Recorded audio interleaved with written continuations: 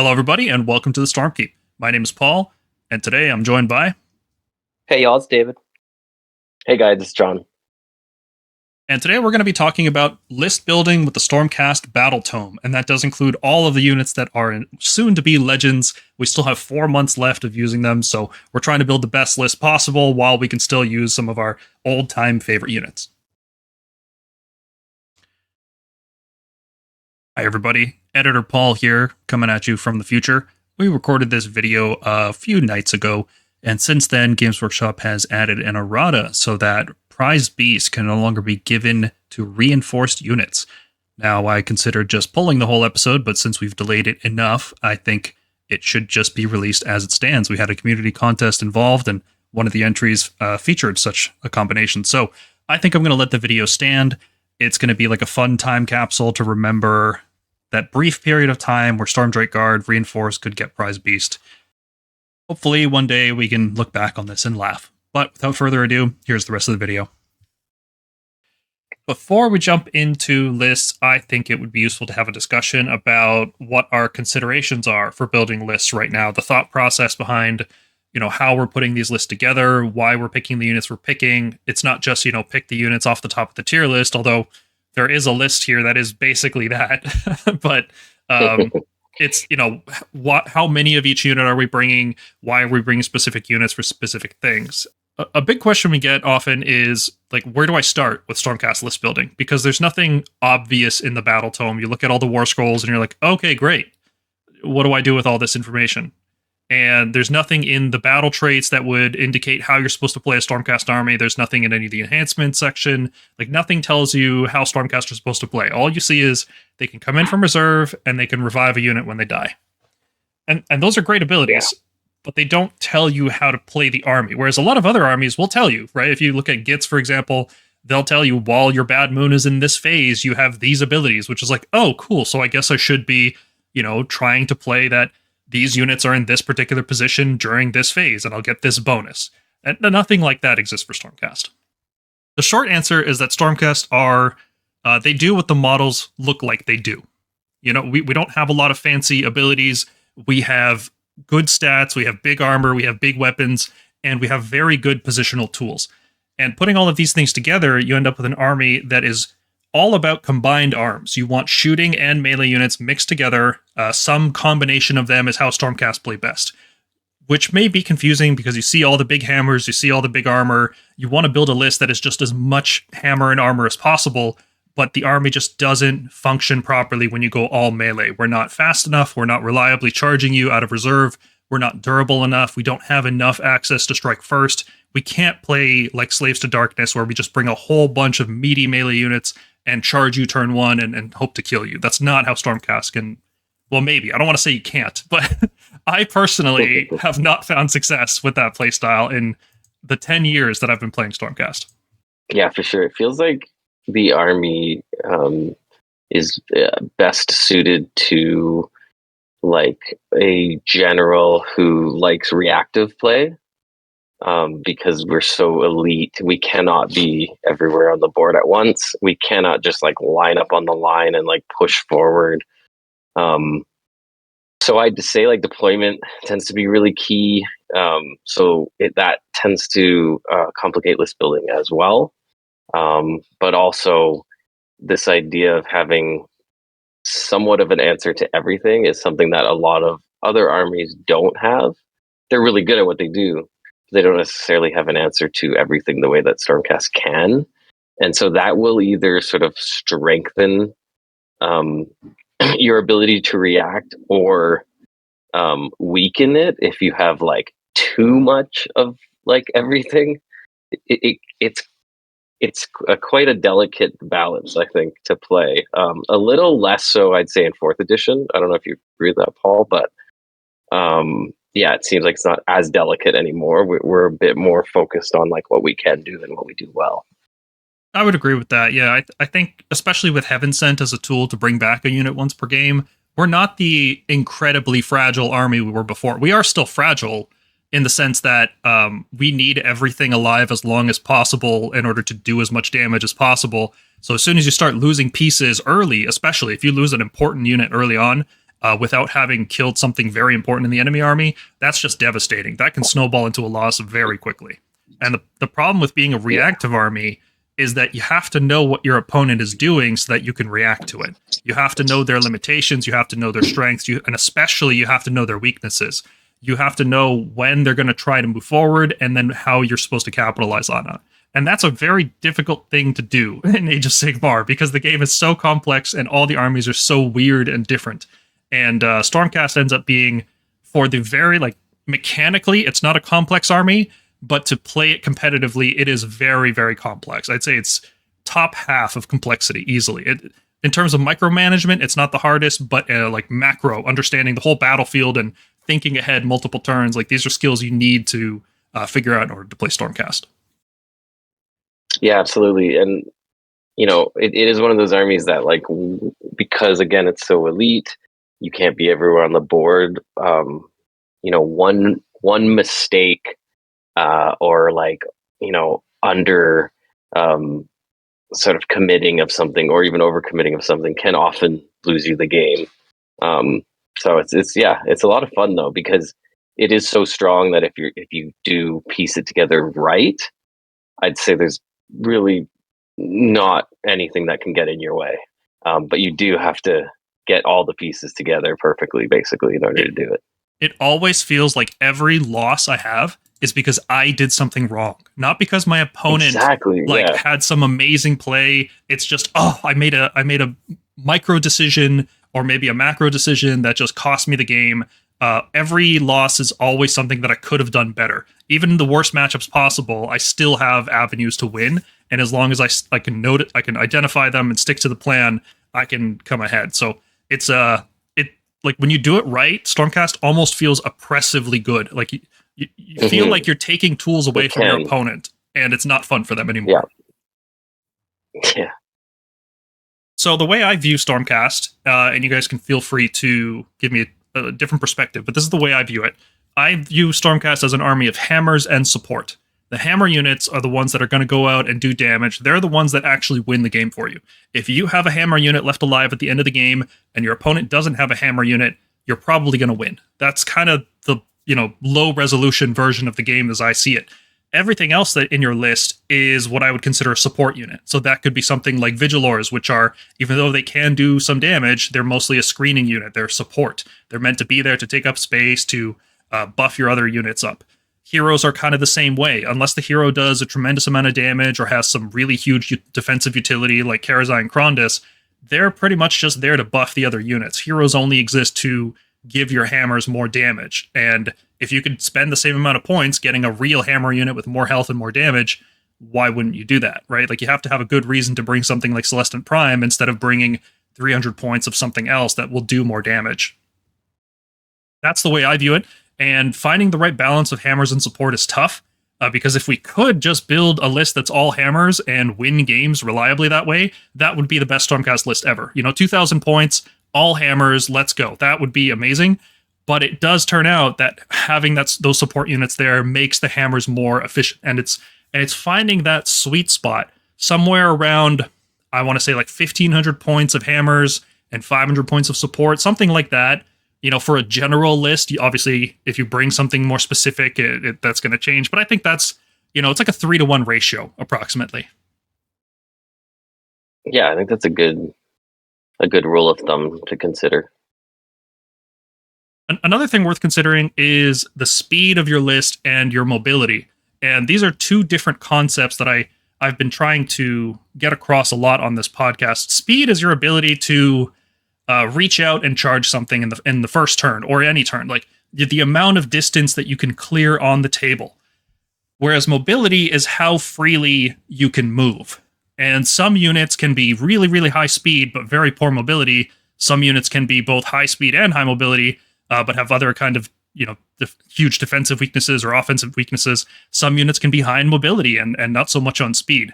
So to give you an example, the perfect speed unit is like Vanguard Paladors, right? They're absurdly fast. They can run 20 inches and then shoot you and then charge at you. And that's fantastic. And then in terms of mobility, you want a unit that can fly like a Stormdrake, right? Their ability to go over units and reach things in the back. You want units that can teleport across the table, because 20 inches is good, but it's not the whole table, right? Which is what something like the Stormreach Portal gives us. It's not something like Prosecutors, which get a 3d6 charge out of that teleport anywhere. Like, their threat range is unlimited. So no matter how fast Paladors are, they technically have a lower threat range than Prosecutors.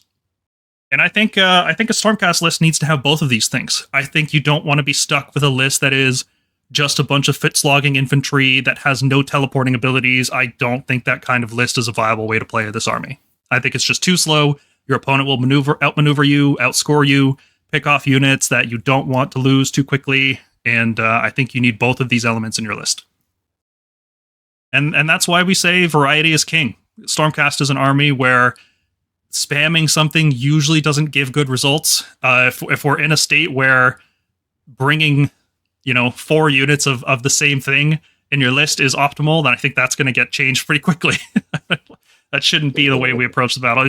There's a purposeful design intent in the Stormcast rules where we're supposed to mix different units together. That's why, for example, the Ruination Chamber can only be used once per turn. Because if you brought a whole army of Ruination units, only one of them gets to use the cool ability. So I guess it's more efficient to bring something that's not just Ruination spam, right? Like, they designed the book this way on purpose. Except for Vanguard Chamber, for some reason, you can spam as much Vanguard as you want, and it just gets better and better. There's no downside. So with that all said, we have identified some archetypes out of our list building. We kind of had a lot of different thoughts, and we're noticing play patterns, we're noticing different styles of combat, different tactical strategies that can pull you ahead and get a victory. The most common one, which has been true for the 10 years of Stormcast existing, has been, we call Hammer and Anvil, which is a very straightforward tactic of you have units that can take damage and units that deal damage, right? You play a positioning game. It's just a broad catch-all term for how Stormcast generally approach battle with shooting and melee and speed and support and hammers and mobility and all of these things mixed together. We call that Hammer and Anvil. Then a more specific version of that is the Double Cavalry list, which focuses almost entirely on speed, where the only units you have are shooting units and cavalry units. And then as little hammer and support as possible. You're hoping that your 3 to 4 big hammer units are going to carry you through the game. And it's very effective. It's a lot of wound density in those lists, because both those cavalry units are generally reinforced. So you're talking about 2 units of 30 wounds. It can be a pretty big anvil, and then your shooting hammers can just kind of shoot over top. Yep. And that's quite similar to how Big Dragon plays. Big Dragon, of course, uses either Krondus or Karazai or Starstrike, or multiples, right? You can bring all 3 if you want in a list these days. I don't recommend it personally. I think there's heavy diminishing returns after the first dragon.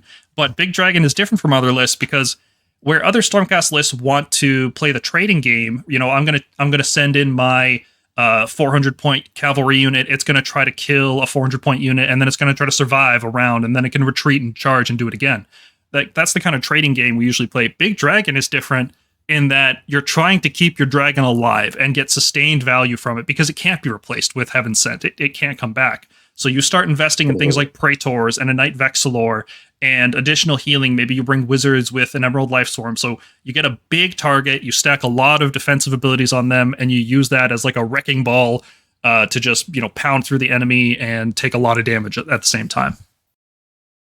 And our last category is uniques. These are lists that are defined by units that do something that nothing else in the army does. It's like, if you bring this unit in your army, it's because you're doing this concept, right? For a perfect example is Bastian. The reason you include Bastian above all else is his ability to move units in the deployment phase. If you're not taking advantage of that ability, you shouldn't be using Bastian. So he defines that whole list, and that whole list is defined with that ability. Now, this is not an exhaustive list of archetypes. Obviously, there's going to be more as we continue playing and list building. I'm still looking into some kind of, Liberator spam list where you bring very few cavalry and shooting. You just go all in on the Redeemers, but, as many efficient units as possible. It's just not there yet. I need a lot more time to think about how exactly that list is going to win games. But that's the kind of thing that it doesn't fall into the categories that we've established. So keep in mind that there will be new archetypes coming out over time, and especially as we get new seasonal rules that open up new options. Yeah, it'll be viable at some point in one of the general's handbooks. I bet it'll be more infantry focused, and I think Liberator spam. I think it would be just incredibly hard for an opponent to deal with. The weaknesses of it right now it's just hard to score a lot of tactics with it, but that's just because the current GHP and the way the tactics are laid out. It may even be viable right now. It's just that it's so hard to envision how it plays and how it wins. Whereas we know how these other archetypes are going to play and win the game. So it's like, okay, well, that looks fun. I want to use Dracolines. I want to use Dracoths. I want to use Judicators while they're still legal. Like I want to experiment with these other play styles, but they'll be there after all these legends after all these units go into legends. Yeah. There's a few other things to consider when building lists in this season in particular. The big one, of course, is Honor Guard. Honor Guard abilities are very powerful, and Stormcast can take full advantage of every single one of them in some way. So you might be tempted to build a list that can reliably go 4 or 5 drops and get 2 of them, maybe. Because there's some units in our army that really, really, really want to have an Honor Guard ability. For example, Stormdrakes always want Prize Beast. Like, if you're not using Prize Beast with Stormdrakes, you pretty much shouldn't be using Stormdrakes. Like, it's a weird list that doesn't want to bring that. Karazai almost always wants a Bodyguard because doubling down on that -1 attack ability is huge, right? Going to -2 attacks, taking units from 3 to 2 is just devastating. And Bastian, I think, is another one of these units. He always wants a hero with Field Sergeant because +2 move in the deployment phase and then +2 move in the movement phase. And suddenly you're looking at a unit like Reclusians moving 7 inches up and then 7 inches up and then charging an opponent who may or may not be prepared for that kind of thing. I think Krondus and Stardrakes also want a Bodyguard, even though they can't get to -2, they can still get to -1, and that's still a really powerful effect to have. Some units really want special assignment. They get a huge benefit out of it. Prosecutors, Axe Paladors, Questers, Grandhammer, Annihilators, and Decimators all have tremendous increases when you give them an extra point of rend. They really just struggle against like 2+ save targets, and giving them that extra point of rend is huge. In particular, I'd say Prosecutors and Axe Paladors are probably the best ones for it because they are so easy to deliver. Yeah.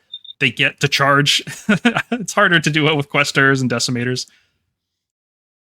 And Priority Target is a very, very strong ability. People are still running very greedy lists, especially with Prize Beast becoming more and more common. You're effectively getting +1/+1 against the enemy's general and their best monster or their best reinforced unit. Like, people are running greedy lists with few drops, and Priority Target ends up still being a significant source of damage. Especially, and I love these scenarios, your opponent has a War Master hero, and it's like a big hero that is just going to take a lot of damage, and you're like, oh, I'm so glad you picked Glutos. I'm so glad that you have Glutos in your army, because I love to get +1/+1 against him and your other hammer unit. So Reinforced Shooting loves Priority Target, especially with covering fire. It's very potent. And also Javelin Paladors just love Priority Target. Getting +1/+1 on their guns, their javelins, everything except their mount attacks. They love it. It's fantastic. I don't know if I would build a list specifically around the Honor Guard abilities. I think it's more so the units I want to pick, I should have in mind which one of them wants to take which Honor Guard ability when the battle starts. Because you get options. You don't always have to pick the same one each time.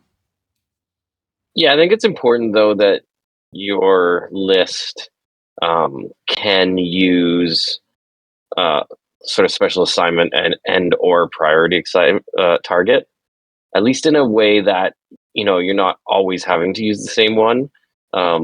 Because there's certain units that are going to want priority target more than special assignment. I'm usually running like 1 unit of reinforced Paladors, Javelin Paladors, and 1 unit of reinforced Prosecutors.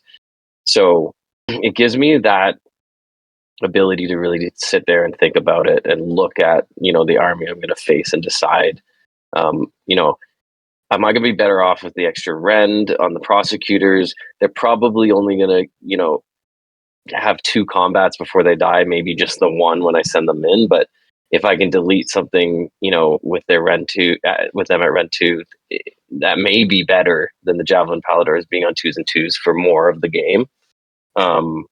it's interesting. It's sort of an interesting thing to think about. But there are times where I've looked at lists that I'm building that I think are great, and then I'm like, oh wait, but I have Stormstrikes in this list, so I have to take Prize Beast because like I don't want to say no to that. And then all of a sudden I'm like, so if prosecutors aren't going to get special assignment, you know, is there something better I could do with those 280 points potentially? So I think it is actually important to think about, and then also based on your drops, like if you're a 2-drop, then you're just always just imagine you're going to get one of these. There will be the odd time that you'll get to pick 2, but you don't really have to build around that. But if you are trying to build around having a second, so you're having 3 drops, let's say with Stormcast, maybe 4. I don't know if we're doing that yet, but just make sure your regiments are set up so you can actually assign those honor guards appropriately, because you can't give the second honor guard inside the general's regiment. Yeah, you don't want to end up in a situation where you get to pick a second honor guard and you don't have any good targets or good abilities. You also don't want to end up in a situation where you build a cool list and you're like, oh, so who's my general and what's in their regiment? Oh, which one of them is going to get an honor guard? Like, oh, I have Dracolines in my general's regiment. That looks terrible. Like, okay, what else do I have? Like, that leads us nicely into the conversation on how many drops. I think in general, Stormcast are looking like a 2-drop army for the most part. I think there are going to be some 1-drop lists. We have very expensive heroes that can take anything in the army, and we have very expensive units. So we are one of the armies that can go 1-drop. Personally, I am not a fan of 1-drop in Stormcast because giving a 2-drop opponent special assignment and priority target is just way too much damage. Stormcast are not a durable army, and giving your opponent +1 rend against your best unit, or giving them +1/+1 against 2 of your best units when you only have 5 units, right? Like more than half your army probably will have priority target against it. And that's just, I don't like the 1-drop. So I think it comes into a discussion about 2 and 3, and I'm okay with either. I hate the dice roll against other 2-drop lists. I feel like, just give me the 3-drop instead. I'll take the extra honor guard, right? But if you're, the best feeling is 2-drop against an opponent 3-drop, right? That's when you feel like your list building actually mattered because you have fewer deployments. Yes. I'm also okay with having 3 deployments against an opponent that has 3 deployments, because I feel like I deny them that second honor guard that they were going for, and usually my opponent wants the second honor guard much more than I do. I will have 1 unit in mind that I want to get special assignment on, or priority target, or bodyguard, or something like that, and I'm okay with getting a second one. It's not necessary by any means. I feel like other armies really want it a lot more than we do. Mm-hmm. I guess I appreciate where Stormcast is right now with list building. I feel like 2 to 3 drops is really good for us.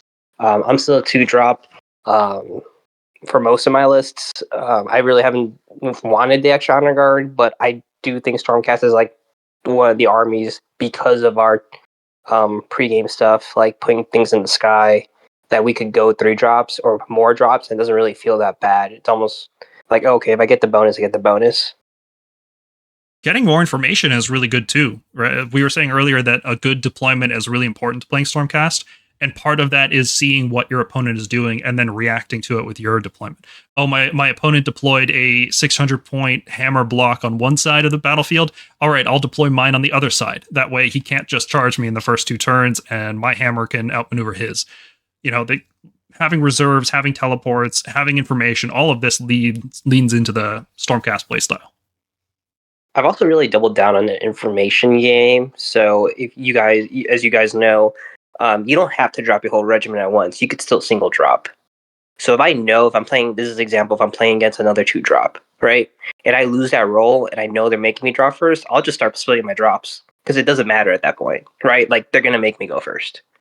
So don't be afraid to feel like you always have to drop your full regiment, because I've seen that in some games. And I think the LVO top game that was streamed, one of the guys actually did that. I think it was a Nurgle guy who he started splitting his drops because he knew he was going to have to go first anyway. So don't be afraid to really double down the information game, because it might actually help you. Last thing I want to talk about before we get into the list is about battle tactics. Are there specific units we're incorporating into lists in order to score them? There are 4 or 5 battle tactics this season that are just about positioning, no combat required, and I think it is something that I do consider. Obviously, not as much as I did in the last season of 3rd edition, where it seemed like your list had to have some kind of teleportability. It doesn't seem necessary now, but oh boy, does it make it easier. Especially if you have like a teleporting wizard like the Lord Arcanum on Griff Charger, being able to teleport forward, cast a spell, and then teleport back. It just feels really, really good. And it's something I do consider when building lists, but it's not like a mandatory thing. Where are you guys at with that? Is there anything you include specifically for tactics? No, my mantra since the beginning of 4th edition has been speed kills and speed wins. Yeah. So like as long as you have fast units, you don't need teleports, right? We'll get into list building, but with one of my lists, you'll see that like my entire half my army is dedicated to just moving crazy speed, so I don't need teleports. And I think that's the general consensus across most armies is like if you don't have teleports, you just need something fast that could get you battle tactics. Yeah, I also think early on I was building around getting like the easier tactics early, like take the flanks. Obviously, you don't want to be doing seize the center, but take the flanks or maybe take their land. Whereas once I started really leaning into prosecutors and paladors, I really started basically leaning into do not waver being my first battle tactic. And because you can get to any unit on the board with those 2 units, it's obviously not a guarantee, but it's quite easy to pull off, and easier to pull off at that point in the game than later on when your units have taken damage. So yeah, like that and attack on 2 fronts, I'm usually trying to do very quickly early in the game, and both of those require a lot of speed to be able to pull off. So it fits in well if you're taking at least 1 reinforced cav unit. Obviously better if you're taking 2. I'm definitely go ahead. I was gonna say I'm with Corbs there. I think at the beginning of the season I was doing a lot of easier ones at first, but that might just be growing pains with 4th edition. But I'm the same way. I try to do the harder ones or the more fighty ones first, so that way my turn 3, 4, 5, I could just be like, oh, okay, I need to take their land or take the flanks, right? Like just like easy ones that you could do with some speed. But yeah. I'm the opposite. I like doing the easy ones first because I know that eventually I will get into combat with the enemy army. I like a more passive style, more reactive. If I'm forced to go top of 1, I will not commit anything. I will try to max score, usually, depending on the battle plan. And then just, preserve resources. I'm not going to risk prosecutors failing a charge and, just dying for nothing. I'm not going to put that out there unless I feel like I'm going to gain something from it. And I'm definitely not going to tie a tactic to it. But that's just my preference. I like as low variance as possible. Yeah, for sure. I think like it's definitely a safe way to play, and it definitely takes skill and patience. I just like the amount of times doing flanks, I've been burned in the sense that the opponent you're playing shifts away, and there's then you end up with a unit that's sort of like off to the side. I think again, like what we're talking about right now, building, like list building, I think if you're taking 8 or more units, then those battle tactics become much easier because you're probably taking a prospector unit or a unit that can take the land very easily without affecting the rest of your plan, or take the flanks without affecting the rest of your plan. If you start playing with 6 or 7 units because you're playing with a lot of reinforced stuff, it does start to get a little bit difficult to spread them out in that way. So just be considerate of that when you look at your list. The number of units you actually have will affect which battle tactics you should be doing. Consider this your final reminder that you only have 4 months until Legends units retire June 1st, 2025. There could be a period of overlap between when those units retire and when the next General's Handbook comes out. So things are going to get weird. We're going to have a battle scroll in March, and then June is going to come and hopefully a new General's Handbook, but maybe not. We'll see. So use those Legend units while you still can. At the end of this episode, we are going to show the results of our list building contest. We do these regularly, let's say. We did them a lot in 3rd edition. This is our first one in 4th edition. The community on our Discord server will post up all their lists, and then they will all vote for which ones they want to see. The top 3 most voted ones will be shown off at the end of the video, and we will discuss them. Hopefully there isn't any weird meme lists like... I don't want to mention names. You know who you are. If you know who I'm talking about. But we'll see. I mean, you guys can post absolute, dog water lists and make us talk about them. That's part of it, right? So we'll find out what's there. All right, let's dive into our first list, which is a Stormcast starter list. So I built this list for people to use, hopefully spending as little money as possible. Obviously, Warhammer's it's an expensive game, so as little as possible is still a lot. But let's say you have a Spearhead box, you have a Scaventide box, and you're like, okay, well, where do I go next? I'm sure a lot of people are in this scenario. Well, here's a good blueprint. I would suggest running Andrasta as your general. I would buy another Scaventide half so that you could reinforce your Reclusians and your Prosecutors and pick up 5 more Liberators. I would then buy 2 boxes of Vanguard Raptors with Longstrike crossbows. I mean, you just can't go wrong with these units. They've been the best unit in Stormcast for 7 years, 8 years, like a long time. Every book, they're the best unit. I would then also pick up a Storm Coven because they are a tactical piece. They get to cast 2 spells if they're contesting an objective, and they're also just useful because each one of them is a Knight Arcanum, which means if you buy a Storm Coven, you're basically buying 3 Knight Arcanums, which you can use for future list building. So this ends up being a 2-drop list. I think this is a good gateway into playing Stormcast in a competitive mindset. It's got a good mix of, faster units like Andrasta and Prosecutors. It's got a powerful Hammer and Anvil combo and the Lord Terminus with Reclusians. If you are curious about how the Quicksilver Draft combo works, you should check out this video that I made. We just covered this topic recently on the podcast, and this is a very, very fun combo to use. It's also got a shooting hammer with the long strikes and some additional chaff units with Liberators and Stormstrikes. They can go out and contest objectives for you and screen out your enemy. There's some quick swaps you can make to this list. Let's say you don't have the Spearhead. Let's say you're just looking to play something cool like Celestant-Prime. Well, Andrasta is actually more expensive than Celestant-Prime, so you can just swap him in right away. And if you don't have a Chariot or you just want to use Vigilors, you can swap the Chariot for Vigilors. And everything here works exactly fine. This will not be the strongest list. It will not be the most powerful or most competitive, but it gives you a basic understanding of how Stormcast will want to approach battle. And it's relatively cheap.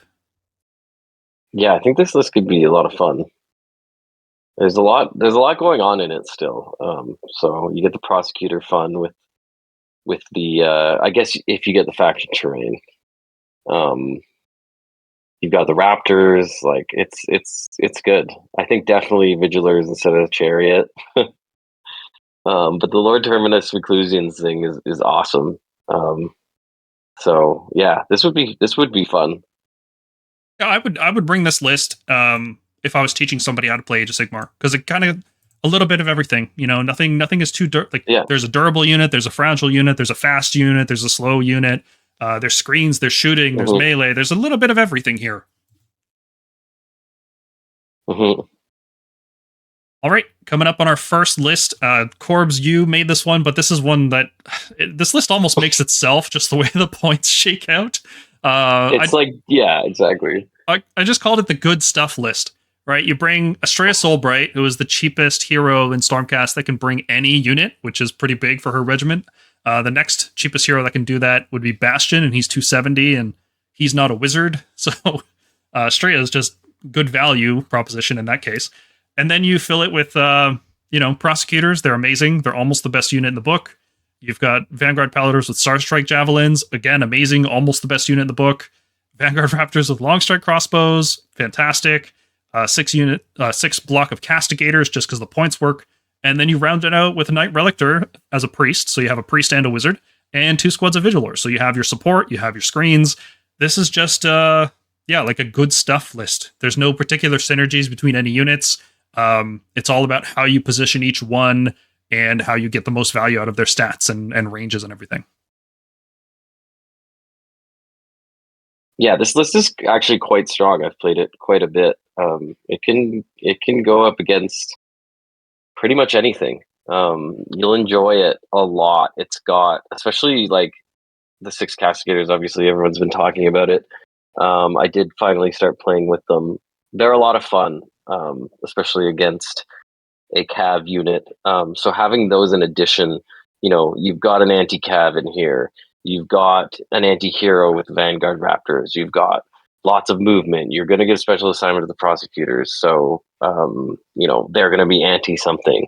You've got your Vigilors buffing everything up. You've got the Relictor with the -1 to wards. You've got a decent, Estrella. A lot of people know this, but some people don't think about it. Estrella is not the best caster, one cast, wizard. In this case, we're taking Forbidden Power just to move block and really stop battle tactics from your enemy. But what's interesting about Estrella is around turn 3 or 4, you can just like YOLO her through the teleport, through the Stormreach portal, and get a 7-inch charge and just kill a little foot hero. That little annoying foot hero that's in behind the gits, or maybe surrounded by a bunch of naked dwarves or whatever. Estrella can do that, like relatively usually. So always think of her for that reason. At some point, I really like doing that. It can be game breaking. Yeah, I've given this one a complexity score of 2 because of Forbidden Power. I think it's the most complicated spell lore to use. I did a video about it recently on the channel, so if you guys are interested about Forbidden Power and how to use it, just go check that out. It's about 20-ish minutes, and it'll give you a really good rundown of just why this spell lore is so good. But if it didn't have Forbidden Power, if you had something like Primal Energy, it would still be a fine list, right? It would be a lot less complex to play for sure. Well, let's take a look at an alternate version of good stuff. Because we want to use Celestant-Prime, we needed at least one list in here with Celestant-Prime. So when you swap Estrella for Celestant-Prime, the points get a little bit weird, and what we decided on doing was dropping the long strikes from 6 to 3, but then picking up a Knight Relictor, a Knight Arcanum to combo with the Knight Relictor. So you still have your priest, you still have your wizard, but now you have a +1 wizard instead of a +0, and you have Celestant-Prime, who is a really, I was going to say good, but he's like a decent beat stick, right? Like he hits pretty good. Yeah, he's going to be great for you for like 2 turns, but he's more of like a mind game, and then your opponent's going to invest all this energy to get rid of him, and you kind of don't care at that point. Yeah, he is. He's definitely like a distraction Carnifex. He just don't be afraid if he dies. Like he is just another trading piece, like everything else in your army. Absolutely.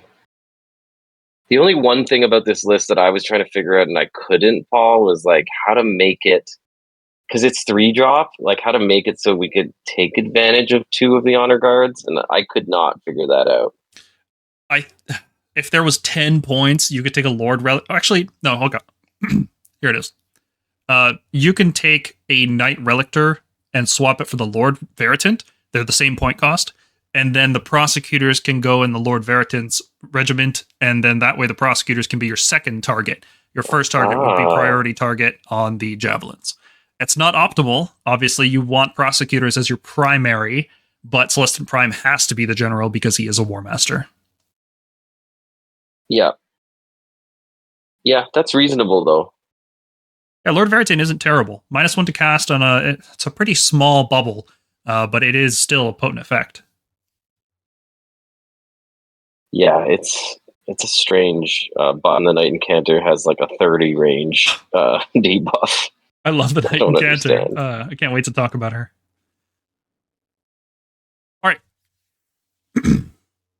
This list I called Axe and Anvil because it just has... Why did I call it that? Hold on, I had a reason. Oh, it's a pun on a hammer and anvil, right? Obviously. It's to show off the Reclusian Lord Terminos combo. I really, really like this combo. It's like we gave it a B tier in the tier list, and every time I think about it, it's like, is it A tier? It's so close to being A tier. Like, it's so potent. It's so cheap. It's good. It's slow. That's my only problem. So anytime I bring them, I feel like, okay, well, I also have to bring a Vanguard Pallador unit, usually the Javelins. And then, okay, well, now that I'm bringing Vanguard, I have to pay the Vanguard tax. And the Vanguard tax is usually Estrella. But in this case, I didn't want to bring a mediocre 220-point unit, right? I wanted to cut this as lean as possible. I wanted to fit in that block of Skybolt Judicators. So I thought, okay, Knight Zephyros, she can teleport around, score me a bunch of tactics. She can bring the Palladors with the Javelins. And also this, usually the Javelins are how my opponents score Slay the Entourage. And I hate that, because what I want my opponent to try to kill is the Reclusians, right? That bait as much damage into them as possible, because between defense and covering fire and ignoring covering fire, like they're more durable. They rally back better. I just have trouble. How do I explain this? I want to be more aggressive with my Palladors, and I feel like if they are in the General's Regiment, they're giving up a tactic, because they're like the prime kill target. That's what my opponent wants to kill. Whereas I would prefer if they would kill Vigilors instead to score a tactic, right? I want my screens to die. I want my hammers to live. I don't want to incentivize my opponent to kill my best units. So in this list, I might even consider making the Network Arcanum the General, but I do want to give Prosecutor special assignment. So it's a bit of a, give and take. Yeah, and then the last regiment, of course, Knight Arcanum, 2x5 Vigilors, and a block of 10 Skybolt Bow Judicators. So a good mix of shooting and melee. There's one of the problems I run into when using Starstrike Javelin Palladors is obscuring terrain just completely neuters their damage. So I never want to run into a list where the only melee, quote unquote melee units I have are Palladors, because they're not really a melee unit. They're more like a shooting unit. So I like mixing in Prosecutors. I like mixing in Reclusians. And this is a very fine list. I really enjoy it. It's got just a little bit of everything, scores tactics really well. It's got a durable unit, good shooting, good melee, good speed, good mobility, not too much support, just solid list.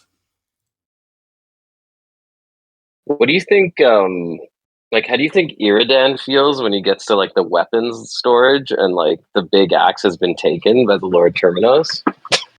Oh, that's a sad day. D3 damage is just so much worse. It wouldn't have been game breaking either. It's so sad. There are no Iridan lists in this video. It's sad. I just had to say it. Yeah. We've got Stormstrike Pallador lists, but nothing with Iridan.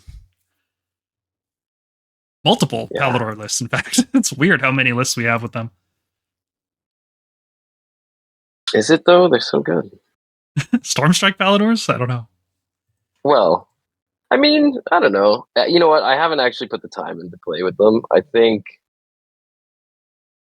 their points are decent now, and I think I don't know. They must be good, right? If you built a list where you're bringing warrior stuff and just throw it like Liberators and throwing them up to die, doesn't it make them pretty good? Maybe, but if you're using them because they're cheap, and then you're spending 100 points to make them work, then they're not cheap anymore. Yeah, that's a good point. Listeners, you should write that down. All right, our next list is Captain Planet. The concept was I want to use Stormdrake Guard, but I don't I just want to use it as a cavalry hammer, right? I don't want to use it how it was in 3rd edition, where it was a super strong anvil. This is a version of it where they are just like big fulminators, basically. And the cheapest hero that can bring them, and that's also useful with them, is Estrella Soulbright. So, all right, let's fill it out. We need some prosecutors in there.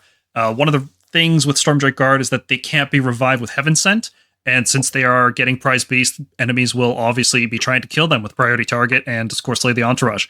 So you want a unit that you can revive with Heaven Sent, and for me, in this list, it's Prosecutors. I think Stormdrakes and Prosecutors work very well together. Prosecutors can be like the scalpel unit that you can send anywhere on the board anytime you want, whereas Stormdrake Guard are the, like, I have a big threat range. It's not infinite, but it's going to do a ton of damage, and it's going to really hurt. And it's going to take a lot to remove them after. Yeah. And then you round it out with more shooting, right? Castigators, Judicators, Lord Relictor, Vigilors, and Liberators. Now, the Relictor in this case has taken Envoy of the Heavens and Mirror Shield. You know, I don't love the Mirror Shield. It's not the best choice. There are cases where it comes in handy, though. Like, you can put the Lord Relictor on a flank, and then if your opponent has something like Lumineth Riverblades, or they're trying to teleport a shooting unit in range, you can just deny a whole flank by having a hero with a Mirror Shield out on one side. Same with Skaven and all their teleport shooting that they're trying to do. You can just say, like, no, you're not going to teleport within 9 inches. You're not going to be able to shoot me. Teleporting here is useless. Envoy of the Heavens, I feel the other thing... Sorry, go ahead. No, actually, I was just going to talk about that. So say what you had in mind. Well, Envoy of the Heavens, I feel like, is necessary when you use Stormdrake Guard. I think it's really the best way to give them a ward, and that's not a good thing, right? Like, it's tough to activate. You usually end up losing the Liberators in this list, which you don't want to be doing, like, just to activate that ward. What you'd prefer to do is just charge at the right time. So I don't love it, but I do like having Envoy on the Lord Relictor because he can translocate himself to get in range in case, you know, you get really pulled out of position with especially with the way Stormdrake Guard use their rampage. It's very easy to get out of range of what you're trying to use Envoy on. Yeah, I was going to point out that, like, the synergy, like, Envoy of the Heaven is incredibly annoying to position for, and more often than not, because we're barely taking non-unique, fast-moving heroes. Sometimes we are. There's a couple lists with that, but it's rare. And we're often taking a priest, and the Lord Relictor having the +1 to chant is way more likely to get that translocation off. And because you can give Envoy any point in the hero phase, he's kind of the most synergistic and relevant character to bring to actually be able to give the Stormdrakes that 5-up ward. So it is actually, he's actually a real sort of almost buff in this list, in my opinion. Mm-hmm. And I would also bring Forbidden Power here, because if he's teleporting to do Envoy of the Heavens, you want a second teleport ability from Estrella. You want to be able to put the bridge down to get your Judicators or Castigators out of combat, because this list is not using any Vanguard Chamber units. They can't retreat and shoot. So having the ability to get out of combat through the bridge or with Translocate, that's very, very useful. Have both, especially as redundancy. Dragons feel better too. I wish we could use Finest Hour in our opponent's phase. I think that would really help Dragon's survivability. Their bases are so big, it's so easy to touch them that you gotta, like, be really, really good with their charging, or else you're just gonna pay for it. Yeah, and you got to be very careful about avoiding combats too. You have to pick the right combat on your turn, and you have to make it so your opponent can't pick the right combat on their turn. Yeah, and it's strange because, like, their stats are so good and their shooting's really good. With Prize Beast, they're incredible, but they do just die. I don't know. It's weird. You can lose them pretty quickly. Getting a ward on them is pretty incredible if you can pull that off. Yeah, they've got 36 health as a block, and the 50% multiplier off of 5-up board is another plus 18, takes them up to 54 health effectively, which is, like, crazy. It's so hard to chew through on a 3-up save. Mm-hmm. Yeah. And it's usually strike first, you know. But what I really like about Stormdrakes, though, and especially with Prize Beast, you just never have to use all-out attack, which frees up command points for things like covering fire with them or countercharge with them. Like, if your opponent is trying to avoid tagging Stormdrakes and they're trying to fight something else, you just, like, oh, okay, I'm going to countercharge and strike first and rampage and fly over and fight something else. Like, the high roll potential for Stormdrakes is insane. Yes.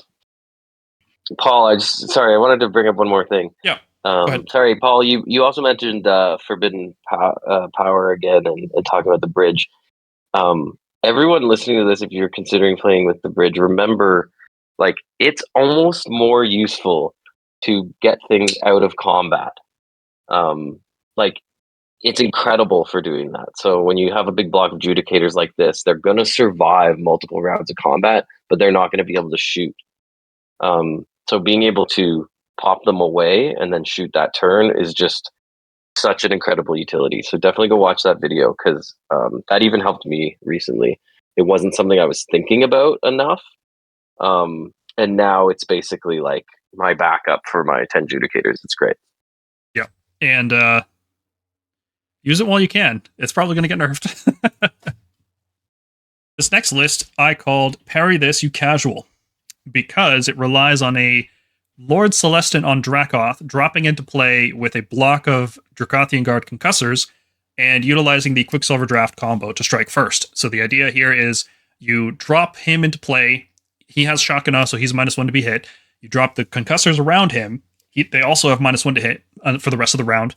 Then you drop a whole bunch of Judicators on the board, and you force your opponent to get funneled into those Dracoths. So the name then comes from, the meme, right, with the knight with the gun. There's a lot of guns in this list. There's like 600 points of shooting, plus Concussors, plus Vigilors, plus Prosecutors. Everything shoots. And then when you charge into this list, you have to take a hit from the Lord Celestant on Dracoth, and then the 4 Concussors, and you probably don't get to use commands because they roared you, and you're going to take a bunch of crit mortals. And then it's also still got that... You don't survive. You generally don't survive. And then it's also got that tasty unit of Prosecutors in there, just in case you thought you were safe somewhere in the corner, or that you could split your army up. Nope, Prosecutors are there to punish that kind of play. So this is a very fun list. It is... I probably should have given it a 4 on the complexity. It does feel more complex than some of the other lists. It's got the Quicksilver combo, which requires specific ranges. You have to keep units in range for the Arcanum and Lord Relictor to help teleport them out of combat. You need to get good value out of your Vigilors because your Concussors are so fragile to enemy shooting.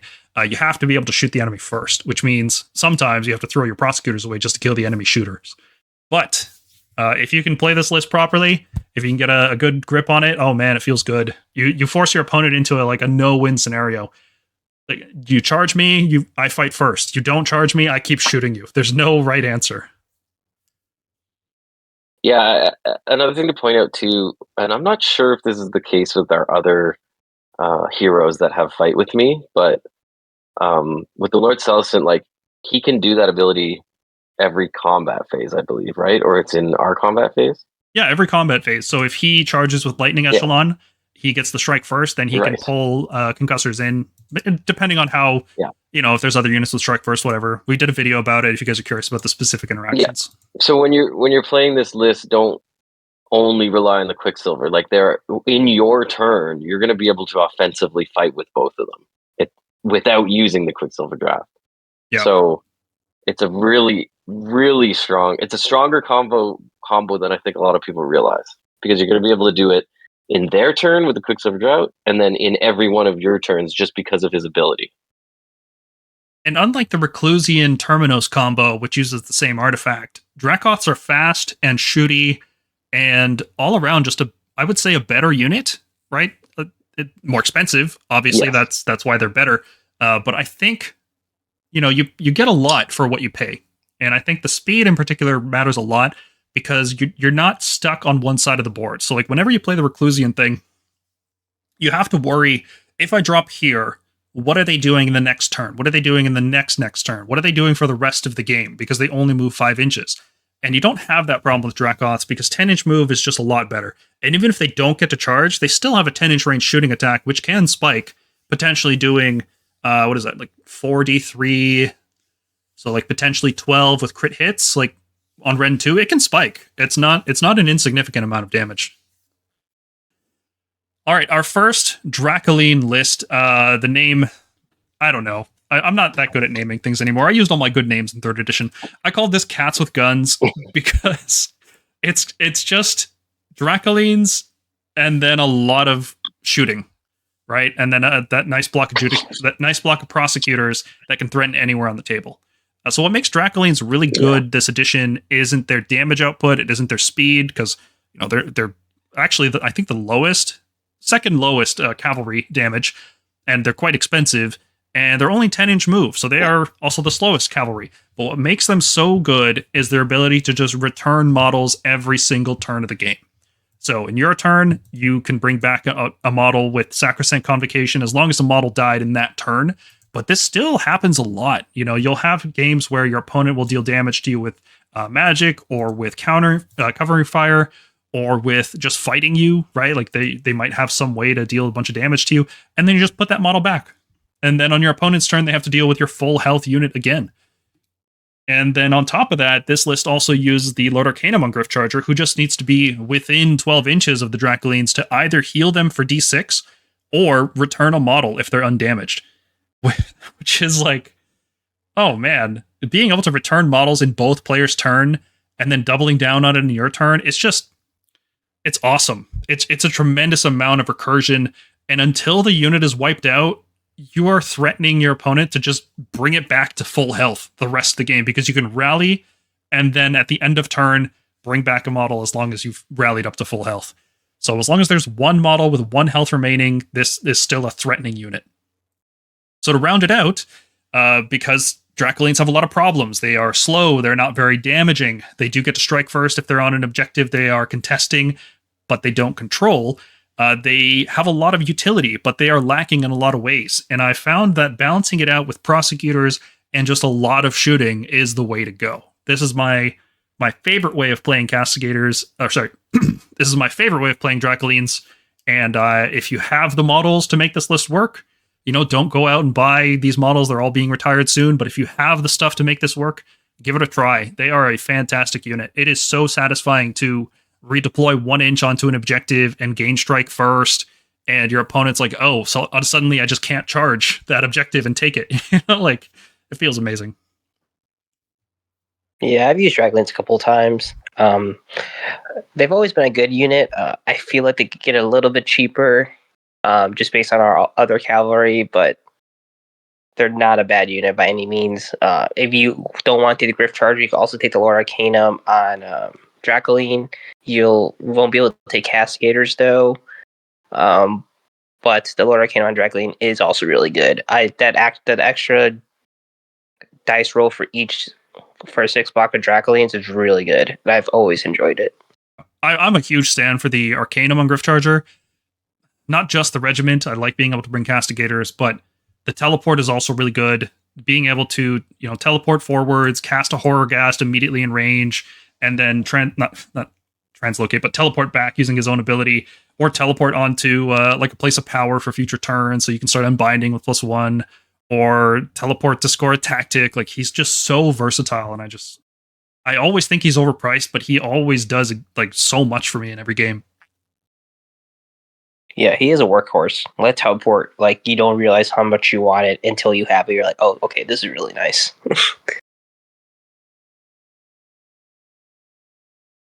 Next up is another Dracoline list. So a lot of this is going to be very familiar, but this is my attempt to combine Dracolines with Vanguard Palladors with Starstrike Javelins, because I feel like a double cavalry setup gives you 2 really, really big, healthy units, and you can utilize all of the defensive utility of the Dracolines and then just let the Starstrike Javelins just do the work. They are the, reach out, touch stuff unit.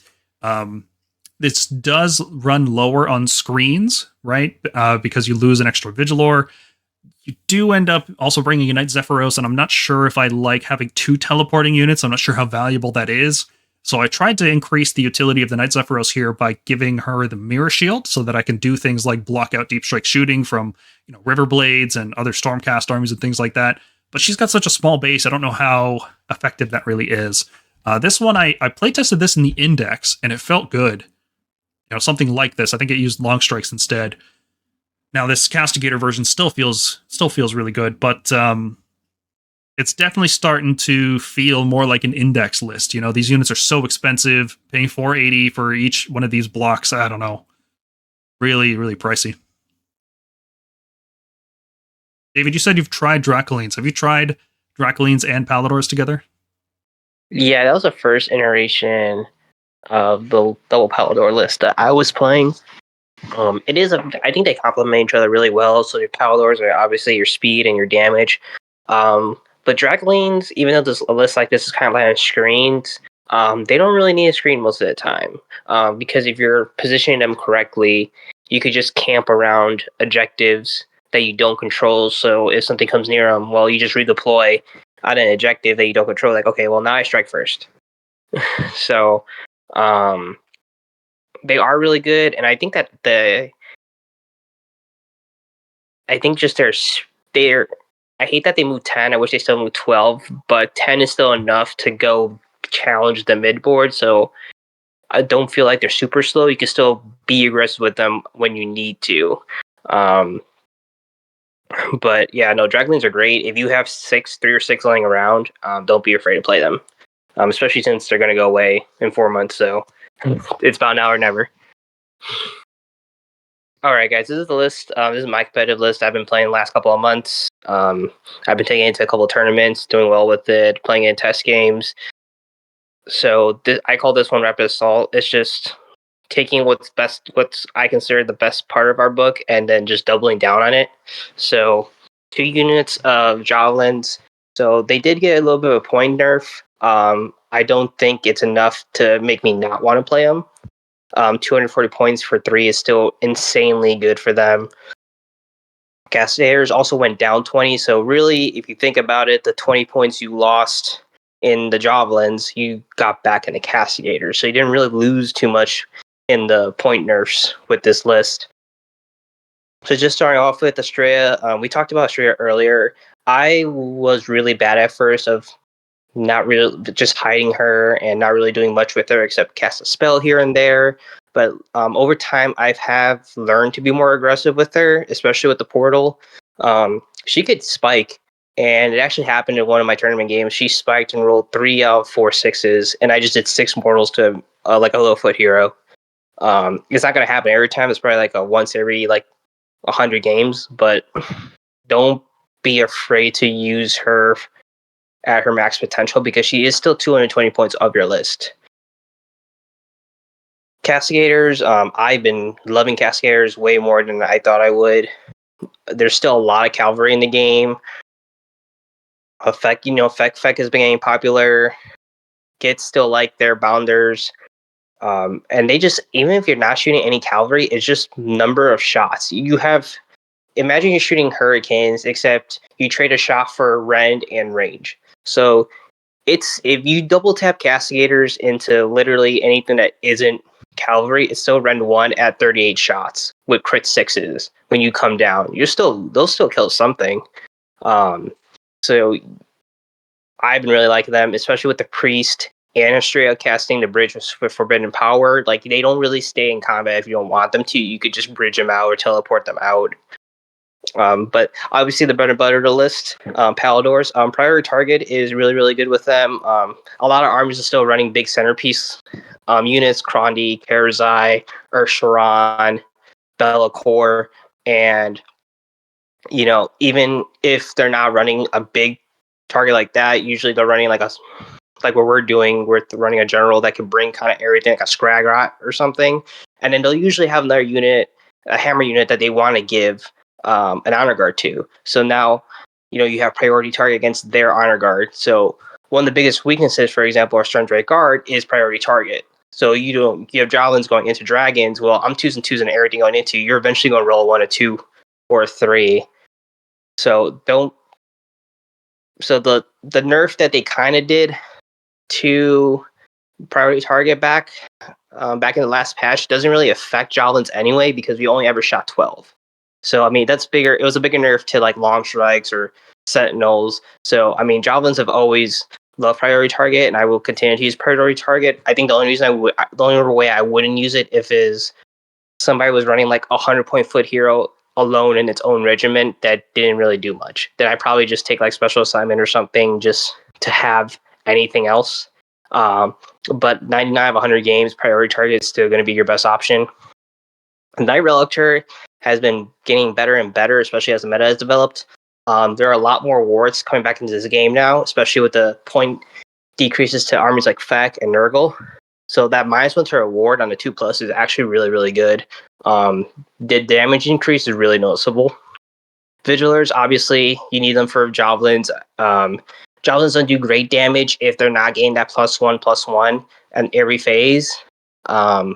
So the Vigilers giving you +1 a hit across 3 phases is really, really good. The only thing about this list that kind of disappoints me is things like obscuring terrain, obviously, or something has like a Beast of Chaos rule with basic orders where you're -1 to win the shooting. Like that's when you start really feeling the weaknesses of the army.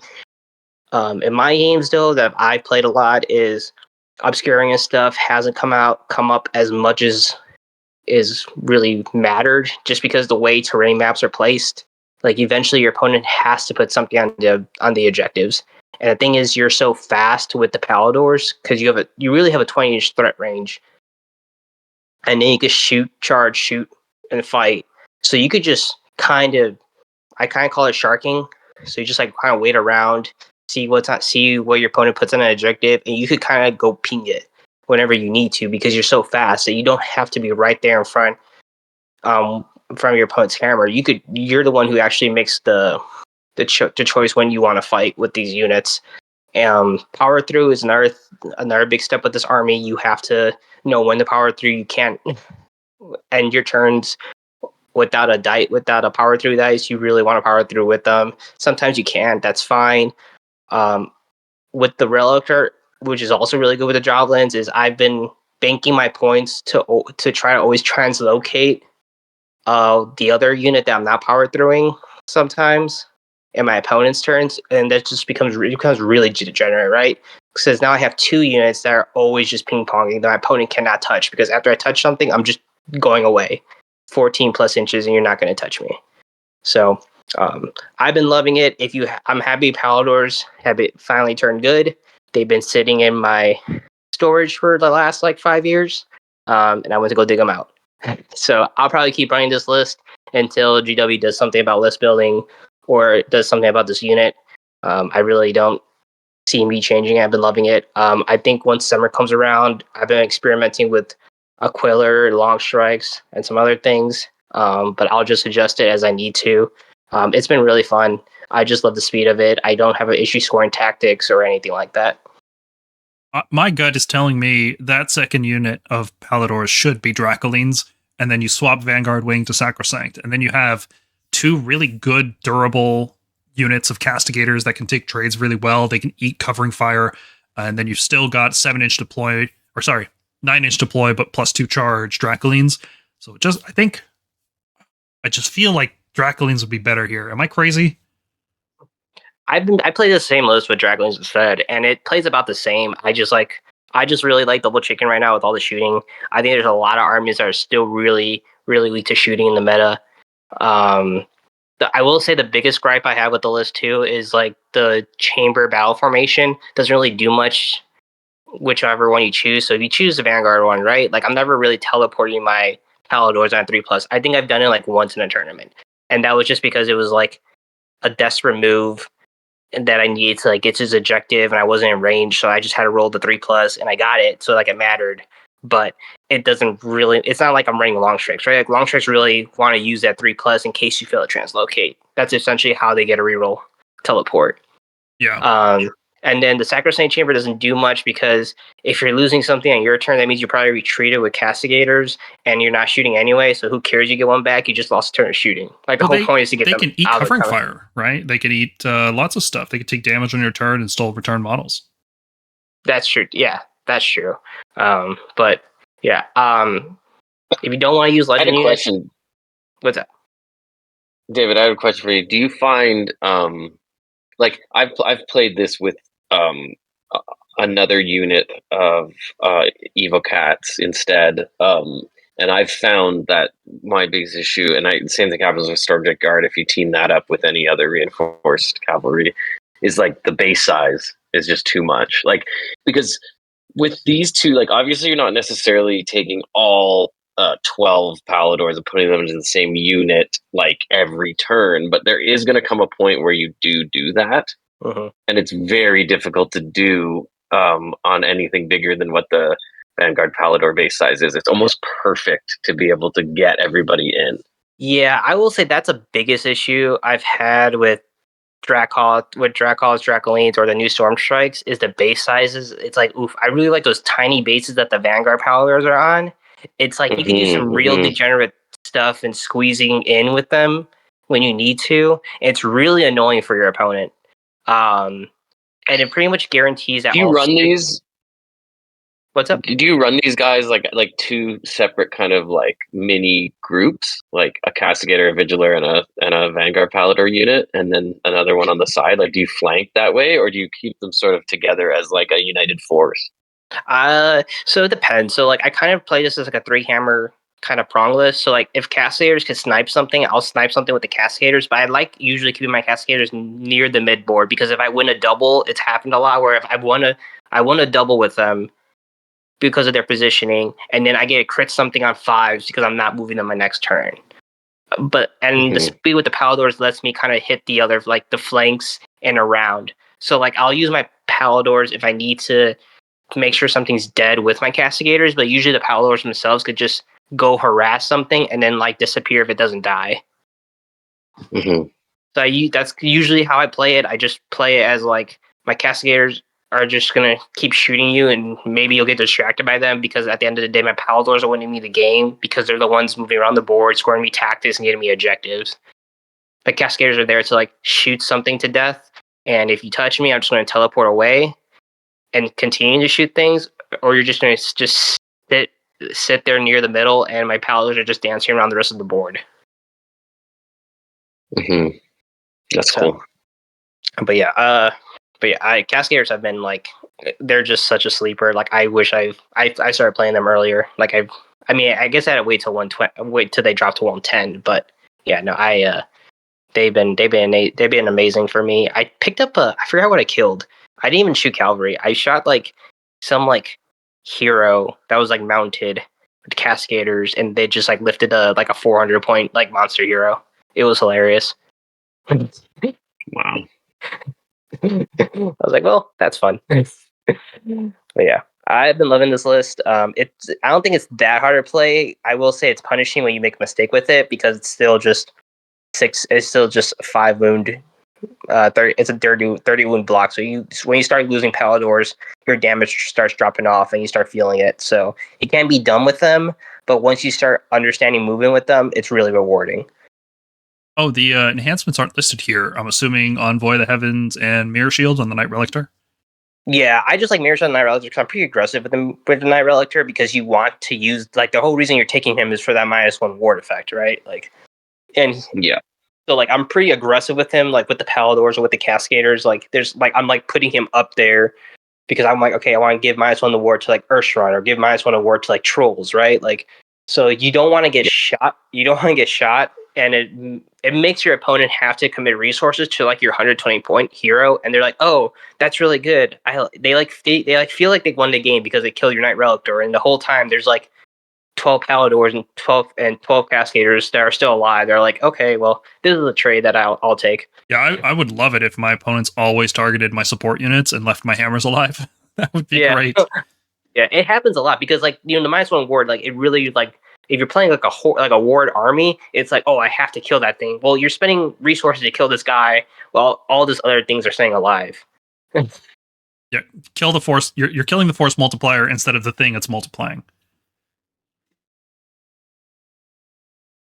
All right, I called this list I Strike First in your turn. We've talked about the Dracolines, we've talked about the Dracoth with concussors. In this list in particular, I don't have 40 more points in order to use Desolators. I don't have 40 more points in order to use concussors, so I have to use Desolators. But Desolators are not that bad. They're playable. But the idea with this list is you've got a good core of shooting with 2x5 Vigilors, 2x6 Castigators, and then you have a solid core of 6 Dracolines and 6 Desolators, all of which can strike first in your opponent's turn. So I named this list after the idea that you're explaining your list to your opponent, you're explaining what it does, and you just say, yeah, I strike first in your turn. That's what I'm doing. And then they'll say, which units? And you say, oh, yes, both. Both of them. They both strike first. And that's tough to get through. And you have to get through it in order to get to all the shooting that's behind it. So, yeah, hard to set up, right? You have to use the Quicksilver Draft combo very properly.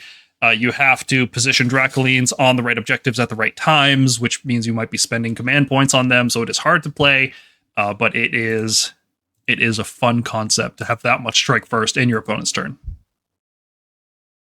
And running the Draconian Guard with Bodyguard is pretty funny. I hadn't really thought about that, but that can be pretty interesting. Yeah, I guess you could. Why didn't I think of this sooner? You can use a Lord Arcanum on Dracoline instead of the Arcanum on Griffcharger, and that'll give you the 10 points you need to use Concussors instead. But I just love that revive ability so much, and teleporting as well. I think this list is not running a priest. It doesn't have translocation. I think the teleport just gets a lot of value. Mm-hmm. You could also make the Arcanum on Griffcharger your general. There's just no really good target for any of the Honor Guard stuff in the Celestant regiment. So maybe priority target on Castigators is the play. That feels bad. Mm. All right, Corbs, you made this list because you want to be that guy. So tell people who that guy is and why he would use this list. It's just like an obnoxious list. I don't actually think that this list would do all that well, but it's definitely just like a list that would be super fun to play. It's gonna bulldoze like probably 50% of your opponents, if not more. And it's just gonna be really chill to play. You've got a bunch of different tricks. I think this would be like a good list to take to like, that tournament that happens in that brewery that we were talking about, Paul. I think like this would be like a fun laid back, like have a few pints and just, rock some games with this. You've got Estrella with the evocators. They have a natural synergy. She can give them a +1 to their wound attack. It's not their companion weapon, which is the better attack, but it's still a +1 to wound, which is great. She also gives them +2 to charge. So probably in this list, you're actually leaving them up in the air. And then Estrella is going to, at some point in the game, teleport using the Stormreach portal, and you're going to drop the evocators down, and you're going to give them a 7-inch charge. And you're going to tow one of those evocators onto the enemy's objective so that you're contesting it. And then you're going to get strike first in your turn, and then you're going to get strike first in their turn as they start to try and get through your 30 wounds. Second, you're moving forward 20-inch reach across the board with your Vanguard Paladors.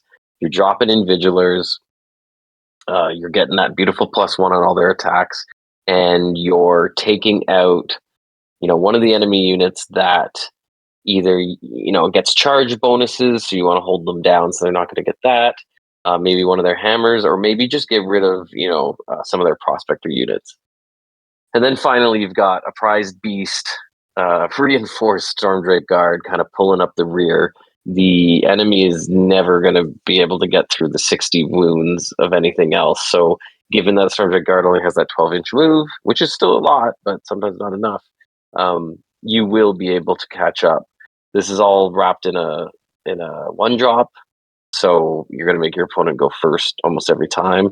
And if you are playing with a unit that has the capability or against an army that has the capability of a alpha, you can always just start with the evocators down, sort of standing right next to an objective, and then you can put the Stormdrake Guard about 3 inches behind them.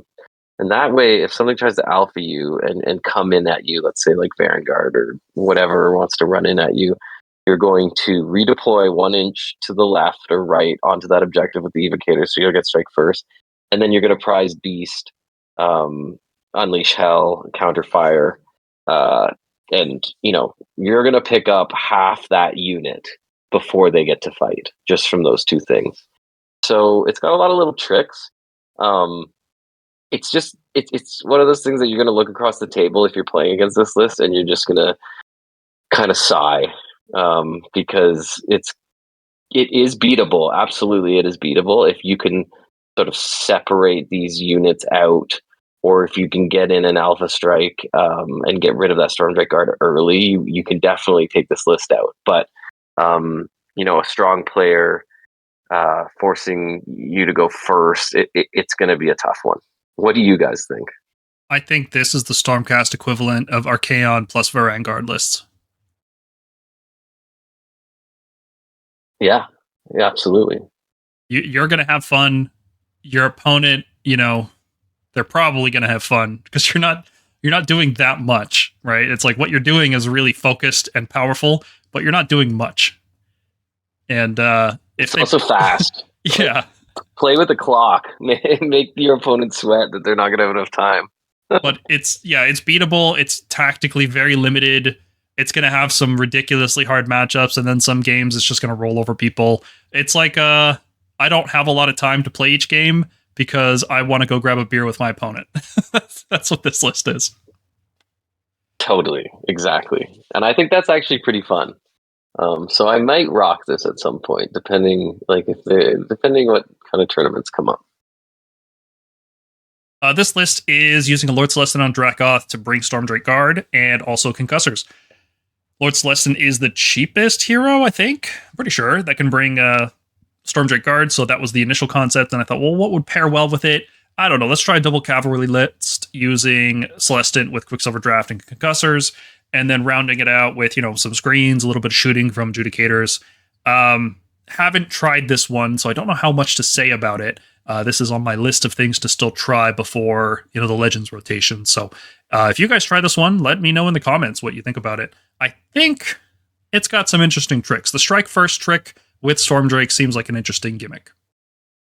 Obviously, the Strike First doesn't work on the Stormdrakes, but the combination of a big block of Stormdrakes and the Concussor block with the trick, that seems fun. All right, let's talk about big dragon lists. We have a Krondys list, a Karazai list, and a Stardrake list. We'll start off with the Krondys list because Krondys was, according to many people, not us, but according to many people outside of our little community, Krondys was the best Stormcast unit. I never went that far, and I'm glad I didn't because I think his flaws have started to manifest. And it feels weird building Krondys lists these days. It feels everything's just so expensive, and you end up with like 7 units, right? And that just 6 or 7 units just doesn't feel right for a tactical game.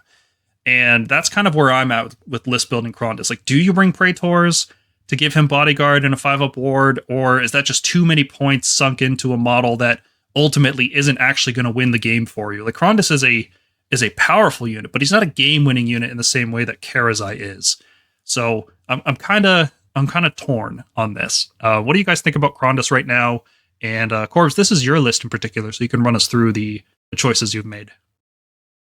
Yeah, absolutely. Yeah, Krondys is interesting. He's so expensive, but he's so impactful.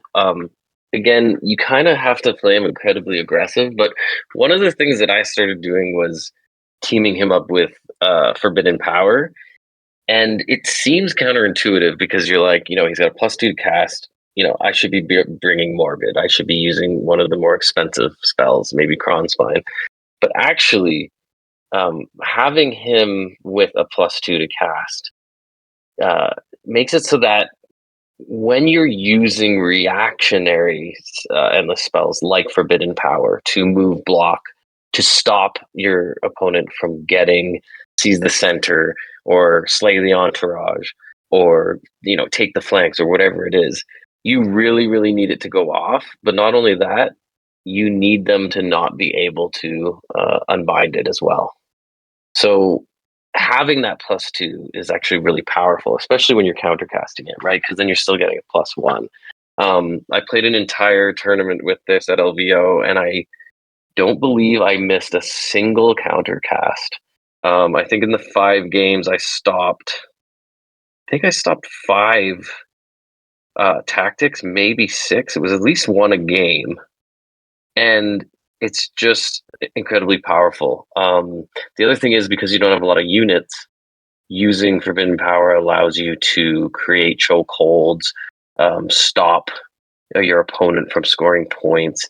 You're really playing a reactive game, and it gives you that little bit of edge, considering you don't have a lot of units. He's also really good in combat.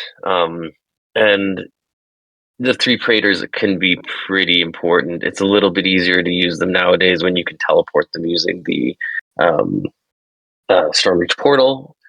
You can sort of drop them in as well. They changed all those rules, so it's actually worth bringing them. And they're no slouch in combat, as you guys know. They can, combined with Condas, if they're both fighting, they'll take stuff out. The bodyguard situation is not a must take. It's not the same as with Karazai. Usually, maybe 40% of the time, I'm using that. It really depends what you're up against. So sometimes, based on what the enemy's weapon profiles are, it's just not really necessary. And Kratos is probably not going to die anyways. I don't think I lost him in a single game at my last tournament. Maybe in one, just near the end. So he's going to do work, all game. His War Scroll spell is literally insane. If you're up against other Stormcast, which is huge right now, if you're up against slaves, if you're up against anything that can get their save down, it's a similar effect to bringing the Knight Relictor and doing the -1 to ward. It makes our army pretty oppressive because all of a sudden everything is Rend 2. Shooting with 10 Judicators, it's around 27 shots usually. And shooting something at essentially Rend 2, it feels like you have, a reinforced unit of long strikes. It's quite incredible. And then the other thing about that spell is, it lasts until your next turn. So it's super helpful. You can also debuff them, taking out Rend or -1 to attack. He's a really good utility piece, but the reality is like you have to use him aggressive. You have to sometimes really nail that translocation with them, because if you're not within 18-inch range of something, you can't use the Stormreach portal with them. So it is one of the sort of lost factors of the game is if you can't, if you've saved up points to be able to teleport them and then you roll a 1 or whatever, like stuff like that will happen, and it can definitely affect your game plan. But otherwise, he's a great centerpiece to play. And one of the reasons why I'm still kind of playing him, I took a little break from him, although I was playing him a lot last summer, was just there's a lot of people playing Karazai. There's a lot of Karazai lists. And, I've had a lot of fun with Karazai lists also. But I like to sort of look at like counters to that and see, what the other big boys doing. With this list, I've got 6 Paladors. We've talked about them plenty. You can give them priority target. It's pretty incredible. Especially like if you get off the -1 to save, all of a sudden they're on 2s and 2s, Rend 2 on everything. It just gets wild. Prosecutors, occasionally I'll go special assignment if you really have to get rid of something that's very powerful. Like I said, bodyguard only about 40% of the time. It really depends what you're going up against. So I'm bringing the Knight Relictor for the -1 to ward. I'm giving a Mirror Shield and Envoy of Heavens. Again, like David was talking about, you have to be also aggressive with him. You always need him to be within 12 inches of Krondys. You want to be running him up to potentially teleport, Judicators out of the way. Maybe you're using his healing prayer. Maybe you're going to get Envoy off, maybe not. It sort of depends. But he's running every turn. Every turn you're running with him, possibly auto-running. He's sort of a must-have. And so, and then we've got Vigilors and Judicators as well. One of the ways I'll sometimes do this is I'll put just Vigilors in the Knight Relictor grouping, so that'll be my first drop, and I'll have the Judicators up. Or sorry, I'll have the Knight Relictor and the Judicators down in the first drop. And I'll just put the Knight Relictor down and keep the Judicators up in the sky. And then I'll have the Vigilors with the Krondys regiment, so that, I can drop them second and just drop them all at once. But that way, if you are, for whatever reason, playing a 1-drop, you could give the Judicators like a priority target, I guess. So yeah, this list is really all about going up against high armor, getting rid of wards, and just like stopping your opponent from scoring. And so you will really like crush opponents, or there is a high threshold for like mistakes. Like if you make, a big mistake here or there positionally, it could really cost you a game. But it's super challenging to play, and if played right, like I think it can take out anything that's out there in the meta right now. Yeah, right now I think is the keyword. I think Yeah. this list is going to struggle with a new meta that's going to have just tons and tons of bodies. I think the ward reduction is good, but you still have to deal a ton of damage to orcs and soon gits and soul blight. Even with removing wards, they still just have a lot of health, and there's nothing in this list that just is a high volume unit, right? So I think as the meta shifts, Grandis is going to look just less and less suited for purpose. He increases accuracy, not volume. Yeah, he's expensive. All right, let's talk about Karazai. David, you are the resident Karazai expert, but I've been having a lot of fun with him too. He is that -2 attack. I know I called that back in the index review, and I was like, oh, this is going to be stupid. And it is, and it's super fun for you, not for your opponent. But it is very satisfying, especially to punish something like Slaves to Darkness, who charge at you with 3 attacks per model, and you reduce it down to 1, and then they just can't kill you, and then you kill them because you get stronger as you take damage. It's so fun. Karazai lists, like, they pretty much build themselves, right, David? Yeah, they pretty much. You just it's Karazai and friends, really. It's you give them the Praetors for the ward, and I know people like want to bring a Vexilor, but like at the end of the day, you have to remember, like, he wants to kind of be damaged. Like he doesn't want to die, obviously, but like you kind of want him like between the like 10, 15 health mark, and then you just rally as you need to, because you want to really hit back with his full maximum damage. But he's just like I think he's arguably is the best Anvil in the game. Like I think he's like just reducing all these high melee threat armies down to like 1 attack each is really strong. Like telling 10 chosen you only have 1 attack each. I don't care about your double fight, Varangard, Lumineth, Dawn Riders, like all like think of like all the melee armies you've gone up against that have like really just like irritated you, and Karazai just comes in and it's like no. Like that's the best part about him. And the fact that he's significantly cheaper, in my opinion, than Krandi, you can actually start bringing more of the stuff with him, right? Like the Vanguard wing stuff doesn't bother him as much because you have those extra points that you can bring in the Paladors, that you can bring in the long strikes, and that's really, really important when you're spending this many points into like a centerpiece model. Yeah, I also really like. Sorry, go ahead. Oh, he is a little weak to shooting. Most centerpieces are though, so that's not really that significant, I would say. It's the cost you pay with playing a big base and a big centerpiece model is it's going to get shot. If somebody has shooting, it's going to get shot. But the way that the meta has developed and everything, where it's with slaves and Fak, Nurgle, and all that, like Karazai could keep up with tempo on them, and I think that's really important. Yeah, I think there's 2 ways to play Karazai. Both of them still involve a general playstyle of letting your opponent hit you first, and then surviving it, and then counterattacking. So I think you either build Karazai as the best screen in the game, where your opponent just dies trying to get through him, and then you put a ton of shooting behind him. So you kind of just put Karazai in a choke point, and then you put a bunch of shooting behind that choke point, and that's your list. The other way is to kind of take a more tactical, flexible approach, and you bring in like a Lord Terminos with Reclusians, so that way you have 2 different angles of this, like, you can't fight through this block kind of thing. But when you do that, you start to run low on shooting, and then your opponent might not have to necessarily bust through it, right? Like, when you bring 620 points of shooting plus Vigilors, your opponent has to get through Karazai. They don't have a choice. They can't sit back like if you only had 200 or 400 points of shooting. It's just like the critical mass is reached at around 600. So that's why this list is called Come At Me, Bro. You put Karazai somewhere useful, you put shooting behind him, and you let your Vanguard Paladors run the flanks. And it's good. It's very good. Karazai is one of the best units.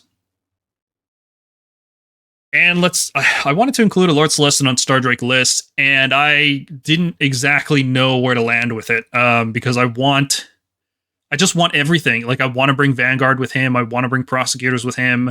I want to bring a significant amount of shooting, because that way you can lean into his defenses, because he is the same point cost as Karazai, but he can't take the same units. He can only take Warrior and Extremist. But he can take enhancements, which means you can make him effectively immune to shooting with the Mirror Shield, which is like Karazai's main weakness is shooting, right? You can still give him Bodyguard. You can still give him a ward through Praetors or through just giving him Envoy of the Heavens, right? Like, either one of these heroes can take these enhancements. Personally, I'd put it on the Stardrake. I think those are better suited.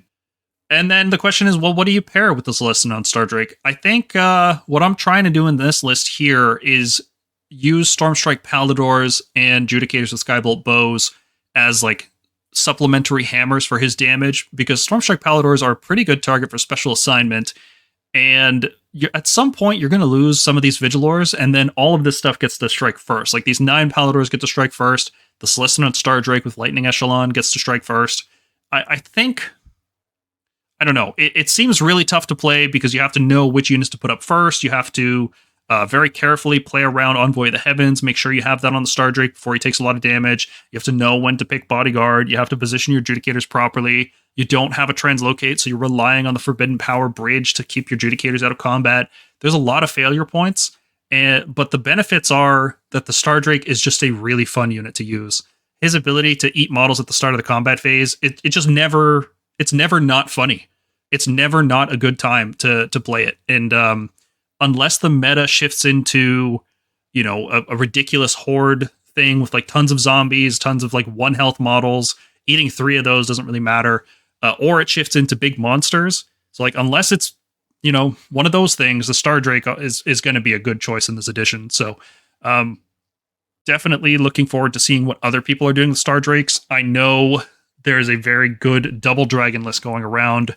I wanted to include a double dragon list, but I feel like I'd be copying that from our Discord, and I don't want to do that. I don't want to copy their homework. So, yep. What do you guys think? Have you tried the Celestin on Stardrake? I know you were using it a lot earlier this edition, Corbs.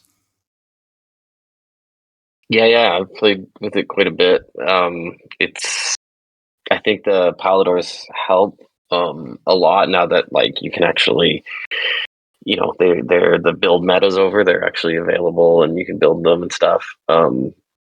It's a bit, you don't get any of your like Vanguard toys, right? So it's a bit of a shift. But the model itself and its abilities are incredible. Like, it's just like you said, the eating thing is so funny. Being able to just do the shooting damage from a distance, like, people are always so shocked about that, the rain of stars shooting that he has. It's 24 inches. It's so huge. Yeah, it's so good. So he's pretty badass, and people are afraid to go into him.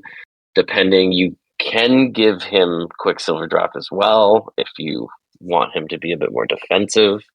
But I do think the Mirror Shield's a pretty good choice, just to make sure that he's not getting shot off the board. He's powerful. I think he's a great choice. I was gonna say, I will say he's super fun to play. I did play Stardrake a little bit this edition. He feels weird, but he's fun at least. Like, I'd bring him a lot to RTT just for fun, in my opinion. Yeah, I'm not in any rush to use him. I guess I'm in a rush to use Judicators, right? But the Stardrake's sticking around, so we have a lot of time left with him. All right, starting off our uniques, I have a couple of Ionis lists. This one in particular I called #Blessed because, in general, we found Blessed weapons to be pretty good on Prosecutors, right? +1 attack buffs are really good on them because they're such an easy unit to deliver.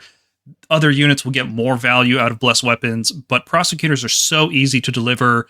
It ends up being very, very impactful, especially if you give them special assignment too. So they're Ren 2 with +6 attacks total, 2 damage apiece. Like, it turns into a pretty potent nuke. And Ionis is the best at chanting Blessed weapons. Normally you need to chant a 6, which for most priests means at least 2 turns of chanting. unless, you get lucky, right? You could be a Lord Relic and you roll that 5 up on the first turn. But most priests are trying to chant it over 2 turns. But sometimes you want to hit the gas turn 1 with Prosecutors, and Ionis effectively then becomes a 2+ to chant it, right? Because your first roll will happen, and as long as you didn't roll a 1, then the second roll happens. As long as you didn't roll a 1, you're probably you could get 2 and 2, 2 and 3, but you know what I mean. Like, you're probably going to get it off, right? Especially if you're on a place of power. So he's a reliable chanter at that. He's also able to bring any units, which means you can bring something like Vanguard Paladors with shock hand axes. And I quite like these guys. They get a lot of value out of +1 attack, but they don't really have a way to get +1 attack except for the big bless weapons when you get like a 12+ on the chanting roll, which Ionis can do over 2 turns. And Vanguard Paladors with special assignment turn into a really big threat. They go from one of the weakest cavalry units into one of the best from that +18 max damage, because their axes are 3 damage apiece on the charge, and they're quite survivable with that -1 to wound. So they'll get around to using that +1 attack again in the opponent's turn. Now, I rounded it out with some shooting, 2x6 castigators, and Knight Arcanum, because I feel like you want a wizard and a priest. These days, especially, you want at least a wizard and then some vigilors to give you +1 hit and a bunch of phases. This is a pretty straightforward list to use, right? Everything kind of does what it does. There's a little bit of complexity in keeping units near Ionis when you want to bless weapons, but it's actually quite a bit easier to use in a lot of ways, because he's just, anytime you want to bank points for Translocate, Ionis can do it. That's like one of the things I find myself always struggling with when I use like a Lord Relictor or a Knight Relictor is, do I use a prayer this turn, or do I bank the points to try to deny an enemy tactic? And I feel like with Ionis, you do both. Right? You try to chant the prayer on your first one, and then your second prayer is just to bank points for the next turn. And he feels good mechanically, especially now that he can get a 5-up ward from Sentinels of the Bleak Citadels, and maybe there's going to be another errata that gives him the Ruination Chamber ability. But being able to share that ward with the Prosecutors feels good. There's a second target to use the ward after they die. So I'm having fun with Ionis. I don't think this is a super competitive list. You can see it's really light on units.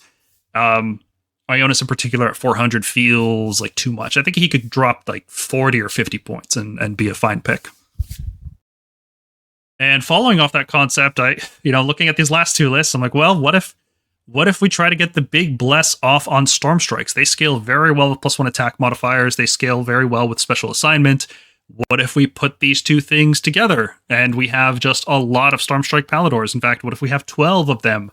And we sacrifice a unit of Vigilors early on. We just throw them at the opponent. And then all of our Paladors get strike first. And then you chant the big bless weapons that turn. And then it all has +1 attack. Yeah, I don't know. I'm really trying to make Stormstrike Paladors work here. It's tough. It's a lot of meat in this list, though. Look at that health. 128. Just a lot. And then you give like Envoy of the Heavens on the Arcanum. That's a meaty list. I would like to see Stormstrikes go down a little bit more, probably like 10 points, like nothing crazy, because then we're just at the point where it's like, okay, can I just spam 30+ wounds on a unit, right?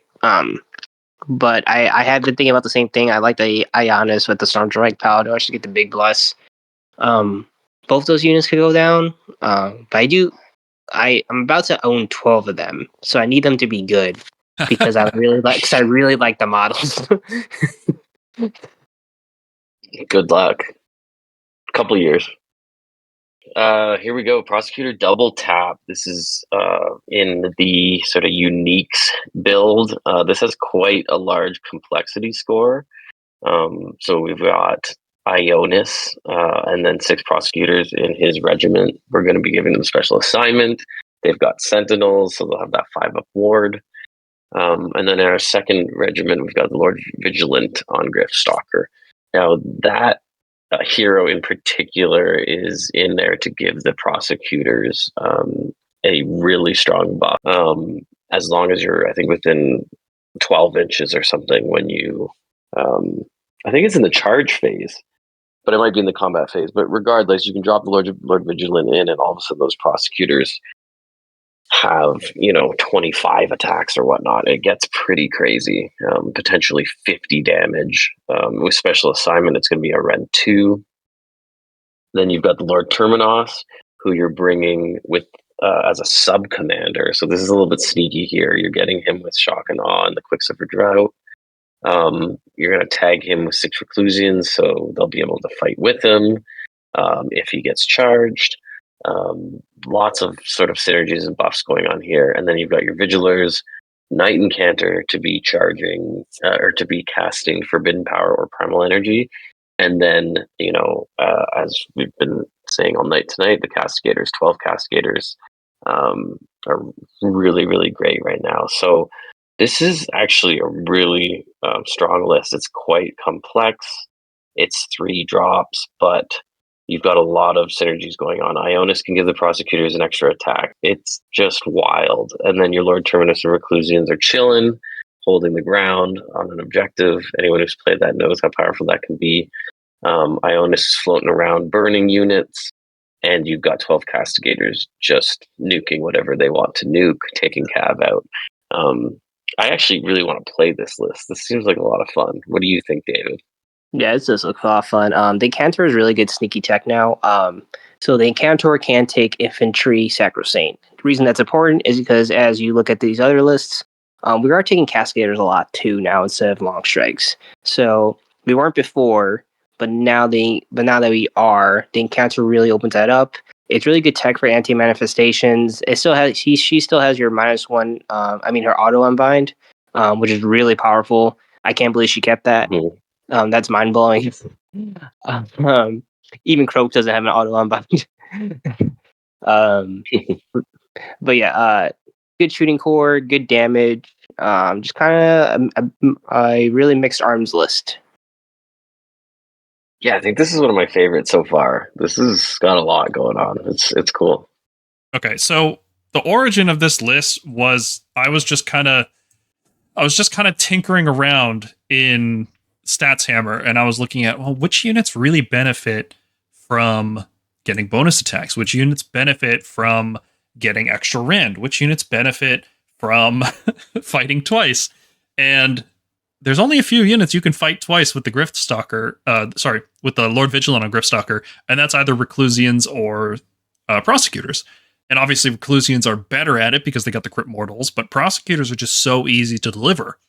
And you start thinking, okay, well, I can bless them for +1 attack, send them through the portal with +1 wound and Finest Hour, give them a 5-up ward, and then I can just drop the Vigilant into play and let them fight twice. And as long as I don't die between their first fight and the strike last, they're going to do a ridiculous amount of damage. And this is the part of the video where I edit in the Stats Hammer graph showing how much damage they do when they fight twice. It's disgusting. It's a disgusting amount of damage. And that's kind of just where this whole list came from. It's just, I want to do that damage. And then I want to recycle the Prosecutors afterwards. Ionis in particular is in here because he's the most reliable blesser. You could swap him for like a Gardus to get a guaranteed +1 attack on that turn. And there is another list we're going to talk about that has basically that, Gardus giving 2 units of Prosecutors +1 attack. But I find that Ionis has more utility in denying tactics and things like that. So I don't know if he's the best way to run the double tap concept, but oh boy, is it fun to do that much damage with such a fragile unit. It's all hammer and all glass, and I love it. All right, so next up, guys, we have Gardus Bomb. This is really just like full-on Leroy Jenkins, in my opinion. So if you guys haven't used Gabrielle yet, so what he does is whenever a Warrior Chamber unit by him charges, you roll 3 dice, pick the 2 highest. This is really strong and makes things like the Retributors in this list, and Gardus himself like really make sure they're sticking those charges. Gardus himself could be essentially a sergeant now, which is kind of crazy to me. But it's good because he can fit into lists now, and when he drops down, he gives a bubble of +1 a charge to infantry as well, and +1 attack.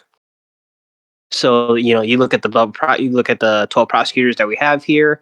That's where they really shine, right? Because like prosecutors themselves, can do a lot of damage. It's like, well, if we're not running a priest, well, how else do we get that bonus to damage? How else do we get the extra attacks? Well, you run Gardus. You could just drop them down next to prosecutors and you get +1 attack.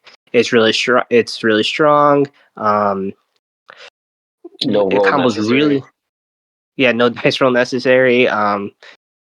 Even though we love being the 3+ army. And with the porta potty now, you can have 6 prosecutors just sit on your back of your board edge where they're never going to be touched. And then when you're ready to drop them down with Gardus and Gabriel, you just can find it. You're able to find a star with them, put them through a portal, and drop down.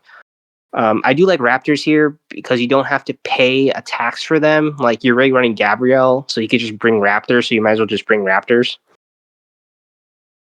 And then an Arcanum. So I do like the machines tech here, just to further guarantee a charge, right? So like now I could also re-roll it if I cast Cogs with the Arcanum. That could be really good. Or you could just use Forbidden Power if you really want to. It's really good to bridge itself to move around those Retributors or any of those foot heroes. But Machines doesn't get a lot of love as much as it should. But a list like this where everything just wants to constantly be charging, having Ether Rot Machines is actually probably pretty massive. 2 units of Vigilers. You'll see this a lot in most of our lists. We're always running 1 or 2 Vigilers. The +1 to hit is really strong in a game right now where you only have 4 CP around. And having multiple units be able to be +1 to hit is additionally really strong, right? So, like, if I want to have both my Prosecutors and Retributors go into something, well, my Vigilers could hit some things with +1 to hit, and now I don't have to use. Now, I have an opening for all-out attack on something or all-out defense. I've done that a lot with even my lists, where I'm like, well, if I'm ready +1 to hit, I might as well all-out defense just in case I get, something lives. I at least have that opening to all-out defense in case I need to take a hit. So, Retributors are fun. You can use Retributors, Decimators, any of the Paladins, really. I know Paul really wants to use his Decimators before the end of the season, before they disappear. Maybe if the meta turns more Horde-like, Decimators probably look really good here. But Retributors are just fun. It's just all those mortals and everything. It's just, there's not really much to it. They hit something and then it deletes. Yeah, and if you're dropping them in with Gabriel, you're getting those 3d6. Pick the top 2. It's pretty consistent, and then Gardus is given the extra +1 to charge. You're getting that. You're probably getting that 9-inch charge. Yeah, and don't forget you get that ward. If you lose one of those Retributors too. So their Retributors can be really hard to shift if it's done right. For enhancements here for the Arcanum, I would just probably go on Envoy and or you could do Shock and Awe if you really want to, and just drop the Arcanum down with everything else if you're trying to drop top of a turn. And Mirror Shield is probably your best bet too. Retributors just feel overpriced. Any list I try to build with them, trying to take advantage of the fact that they're 30 health for only 340 points. They're really good at taking wards.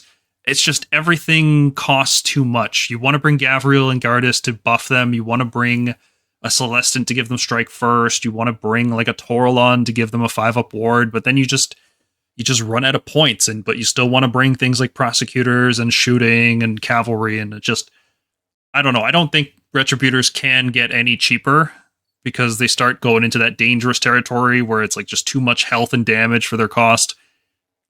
But yeah, I don't know. I feel bad. Go ahead. So these are our list winners. So in our Discord, we had all our users, everybody that wanted to participate, post their lists, and they were voted on by the community, and we picked the top 3 that had the most reactions. So we're just gonna go through them. A lot of them are fun, so we really wanted to dig into them and shout these guys out. So Corbs, you want to talk about the first one? Yeah, sure. Bastian and Dragons. So this is really great. Again, 6 Prosecutors in the list. Something you're going to see in a lot of our lists, mostly because of the Stormreach portal. It's just such a great thing to be able to have them on the board in a corner near the portal, and then charge them out 3d6 and nuke something. We've got Sentinels of Bleak Citadels here. There's Reclusians, Prosecutors, Lord Terminus. There's a lot of things that can use that 5-up ward. We're bringing the Kron Spine with the Night Arcanum. The Kron Spine's interesting. Like, a lot of people, you don't see it that much, but I think the real argument for it is just that if or when you do get it off within the game, which you likely will at least once, it's just incredibly impactful. Hard to get rid of. It doesn't always do that much damage, but it ties up units. It's just annoying. It's a huge move blocker. It's just a waste of time. So in certain lists, it actually can be really impactful. In this case, we've got Bastian as your general. He's taking 6 Reclusians and 4 Stormdrake Guard. But Stormdrake Guard, we are likely taking Prize Beast. It's going to make those Stormdrake Guard incredibly, it's incredibly dangerous. You're taking 6 Reclusians. You've got a Lord Relictor, Lord Terminus with Quicksilver Drought. So you're going to be tying that in with the Reclusians, like we talked about earlier, sitting them on a point. If someone wants to try and take that point, they're going to have a hard time taking that point. They got to fight through a fight first of 2 units. There's wards. It's just going to be really, really difficult. The 6 Prosecutors here with the Lord Relictor, like that Lord Relictor is going to save up. It's going to try and chant on your second turn, or maybe you counter chanted and then you're chanting in your first turn. You're going to try and hit that 6. You're going to try and give the Prosecutors the extra attack, and then you're going to send them through the portal. They're going to do a ton of damage. Maybe they have priority target. Most likely they have special assignment, and they're going to do a lot out there. And then we've got the 5 Vigilers, because no list leaves home without them. So yeah, this is a pretty fun list. Like, people really like Bastian. I haven't played with him all that much. A little bit in 3rd edition. He's pretty fun. He's got a really interesting shooting attack, which can do some damage randomly that not a lot of people think about. You're always getting an all-out attack with him, which, if you're taking Prize Beast on the Stormdrakes, it's not going to be as relevant, but most likely the Stormdrakes are far away from Bastion anyways. You're getting his pregame move. You're moving up with those Reclusians at Lord Terminus, and you're letting them have an all-out attack so that they can always use their all-out defense.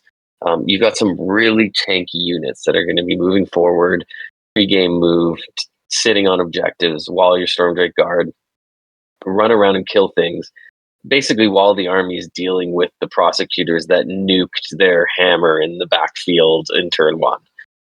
So it's sort of like this 3-stage assault. There's a passive assault team that's moving up with the pregame move and basically on an objective really quickly.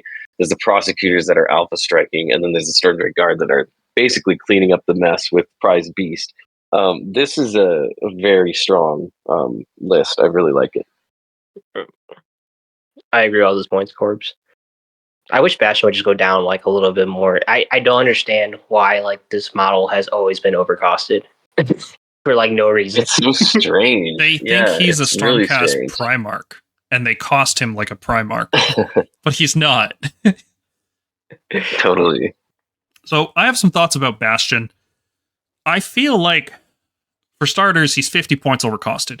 If he was the same price as Estrella, he would be amazing, because he would be competing with a hero that we bring just because she unlocks every Stormcast unit without being a War Master, but by being a wizard. And Bastion could be the same cost, but instead of being a wizard, he would just, be a decent War Scroll with a pretty neat ability. And that would be a good niche for him. My problem with his ability, Castellan of Vizier, which moves units in the deployment phase, it's that it happens before you know who's going first in round 1. Now, if you have fewer drops and you finish deploying first, you're going to know that you can choose whether you go first or second. But you don't usually know that when you play Bastion. For some reason, I find your opponent has control over priority more often than not, because you want to bring double honor guards, you want to bring a field sergeant, you want to bring a special assignment, you want to bring multiple things. So you end up in a weird scenario where it's okay, do I move my units forward to try if my opponent forces me to go first? I can charge him turn 1, and he'll probably take a lot of damage, but then he can double me. Or do I move my units backwards in order to, avoid, he could take turn 1. You don't know what's going to happen. right? So if you use something like Prosecutors, you move them forward, well, all of a sudden your opponent decides they're going to take top of one, they take the turn, kill your Prosecutors, and it's like, oh, damn. So I spent 270 points to lose a 280 point unit. Over a quarter of your list is just bad, right? In that case. So that's been a consistent problem with Bastion, is you don't know exactly how to use the deployment ability. But I think this Terminos combo with the Reclusians, I think that makes it work. I think it makes the whole Bastion concept work, because instead of moving up a fragile unit like Prosecutors, you're moving up a durable unit like Reclusians, which can, especially with Field Sergeant on the Lord Terminos, you can have a 7-inch move, and then another 7-inch move, and then that puts you in threat range of charging the enemy army. Combine that with Prosecutors and shooting, and you've got a good list. It kind of fixes the problem where you don't know what your opponent's going to do, because usually people are putting Reclusians in reserve and then dropping them somewhere with the Terminos, and your opponent's going to see them on the table, and they're going to start to put the pieces together, and hopefully they put it together quick enough, and they realize they have to go first, otherwise they're going to get charged and take a tremendous amount of damage. Because Stormcast can hit you pretty good, and then pretty well survive the double when they cripple you like that. And that only works because you have the strike first combo, right? Because if the opponent flips the script on you and they decide, oh no, I'm taking top of one instead because I see what you're trying to do with the Reclusians, they're going to have to try to kill the Reclusians, and that's hard to do through melee combat, right? And I think having that strike first combo is what makes this concept with Bastion work. It puts your opponent in a position where they suddenly feel the need to go first, but they also can't really do anything about it. So I really like that innovation. It's not something I thought of. It's definitely something I saw in the Stormkeep Discord first. Moving on to the next list by Trishula, another regular in the Stormkeep Discord, Codename Delete, which didn't list a manifestation lore as far as I can tell, but this is running kind of a Gardus Bomb double tap list. It's got a big block of Prosecutors that are going to be dropping in with Gardus, and a Lord Vigilant on Gryphstalker who's going to be giving them fight twice. It's also got a big squad of Annihilators with Grand Hammers. I'm glad they made it into the video. None of us are using them right now, so I'm glad somebody is using them. And they're going to be trying to charge in with Gavriel Sureheart and Gardus Steel Soul, giving them +1 and then 3 dice drop the lowest. They're getting in. They're probably with getting an 8+, so they can force the strike last, which is epic. Yes, because your strike last goes before your opponent's strike last, so the Prosecutors having strike last suddenly doesn't matter anymore. You can also offset this by having the Stormcoven cast Aether Shock, I think it's called, on the Prosecutor, so that they have strike first and strike last at the same time. They don't gain strike last until after they fought the first time, so they do get to strike first, and then they get to strike normally, which is really cool. It's also got a block of Reclusians as a third unit for Gardus to buff with +1. I will warn you, once you get 3 units, like 18 40 mil bases are really tough to fit wholly within 6 inches of Gardus. Something is gonna be left out. So I think this, personally, I don't like this block of Reclusians. I think this could be like Judicators to add some more shooting into the same point cost. But that's what this list is trying to do. It's in the name, right? It's just trying to delete stuff with this one big overwhelming turn. And then that little pack of Stormstrike Paladors, I guess, because the points work. What do you guys think? I like it. I like it. It's like a combination of the double tap and the Gardus Bomb. Yeah, it looks like a lot of fun. Anytime you can get the Annihilators back out, I miss those guys. Me too. I have 12. I think the Storm Coven's always tough. Yeah, me too. I think it's always tough with the Storm Coven to actually get that spell off, but you don't necessarily need it to hit. So it's a bonus. I think I'd actually take Aether Rot Machineries here to get a reroll on charges from the Storm Coven. Like cast a Chronomantic Cogs, hopefully definitely in range of what you're trying to delete, and then get the reroll on the charges. It's a surprisingly big range, because you set it up wholly within 12 of the Storm Coven, and then I think it affects units wholly within 12. It's surprisingly big. Yeah. Anytime there's Grand Hammers, it's depending fun on time. where you're coming in.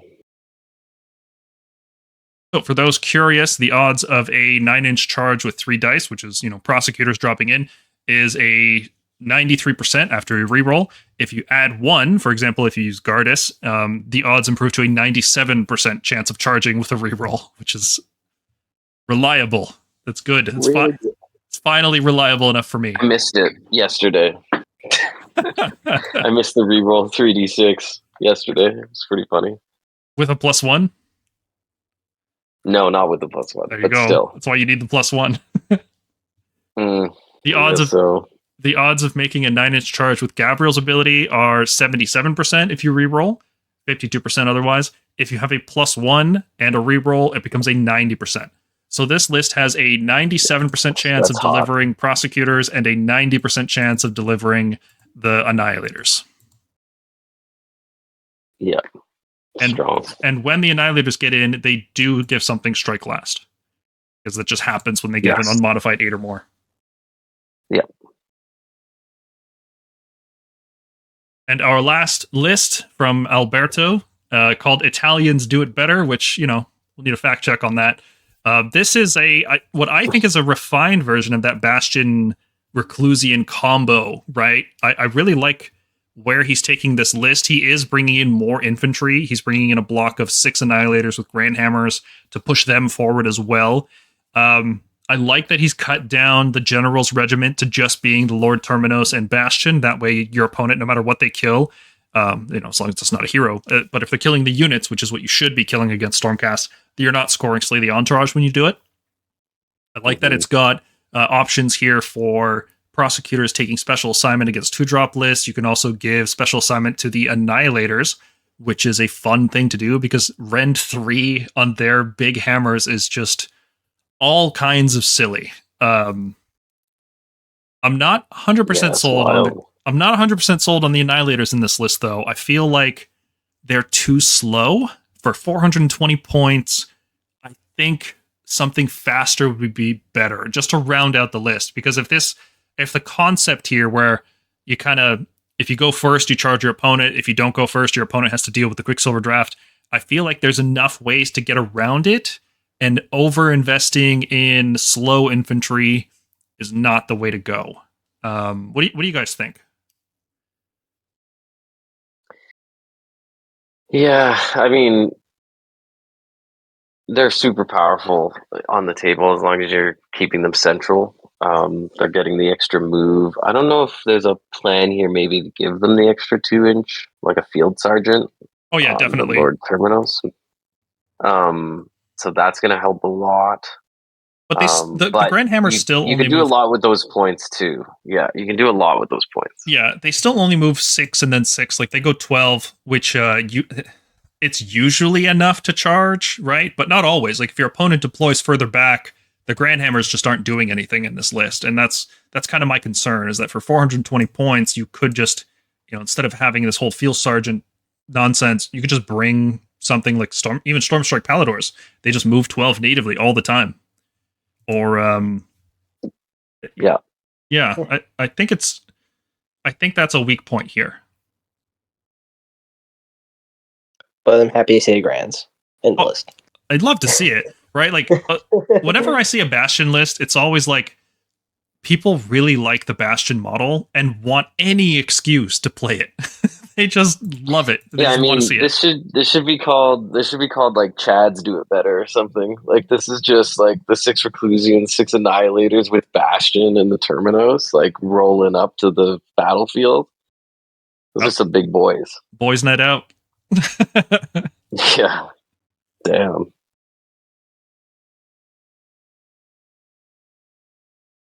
Yeah, if Grand Hammers went down 20 points a squad, maybe 30 points a squad, and then Bastion went down 50, I would like to look at this list again, because you could take those points, cut the Griffhounds, start bringing in some cavalry or maybe some shooting. That's definitely missing in this list is shooting. Not sure if you need the prosecutors here. I kind of like them as Bastion. Moving them 12 inches is super fun, but they're still so fragile that I feel like your opponent is just they're gonna have something to do on that turn 1 when they flip the script. They can avoid your Reclusians. They can go for the prosecutors instead. Yeah, but you're probably keeping them back at the Storm Reach portal. Yeah, but imagine if they were Judicators instead, and your opponent flips the script, they go first. They not only have to get through the Quicksilver draft, they also have to get through covering fire. Yeah, no, that's tough. Although, I mean, do we covering fire? Oh yeah, sorry, with Judicators. I was gonna say. Definitely. Yeah, yes, definitely. But still, I like this list concept. Alberto's certainly the person that's been putting it through the ringer. He's put up a lot of battle reports for it, and I'm enjoying reading them. This is a concept I want to explore more, but there's so many non-legend units in this list. I want to play with all the legend stuff while I still can. So this is something I'm going to be waiting on until the summer. June 1st, I'm bringing this list, something like this, out for sure. Got to see Bastian on the table before Field Sergeant is gone. Mm-hmm. All right, and that's going to do it for this video. Thank you, everybody, for watching. Thank you. Hopefully it was interesting and entertaining. Special big shout out to our Patreon and YouTube members. You guys are making this all worth the time that we're putting into it, so we really do appreciate it. If you think we missed anything, please leave a comment down below. That usual stuff, liking and subscribing and, whatever. We do this kind of long-form content because we like doing it, and we like the response that we get from you guys. If you want to talk about AOS, join the Stormkeep Discord server. We post battle reports, long form and short form. We post our models. We've got a lot of brilliant painters on here, always talking about new techniques and looking for advice and new stuff. We've got community contests like the one featured in this video. Sometimes we do painting contests as well. And we do list building for all armies, not just Stormcast. We've got a lot of passionate players covering every army in the game. Consider supporting the gang here on Stormkeep by becoming a member on YouTube or joining us on patreon.com/Stormkeep. For $5 a month, you can get early access to all our videos and access to PDFs of all the slides that we use in these in these videos. I'm so bad at this part of the video. I don't know why. I've done it like a million times. Oh boy. All right, well that's going to do it for us. Thank you everybody for tuning in, and we will see you in the next one. Thanks y'all for coming. Thanks guys.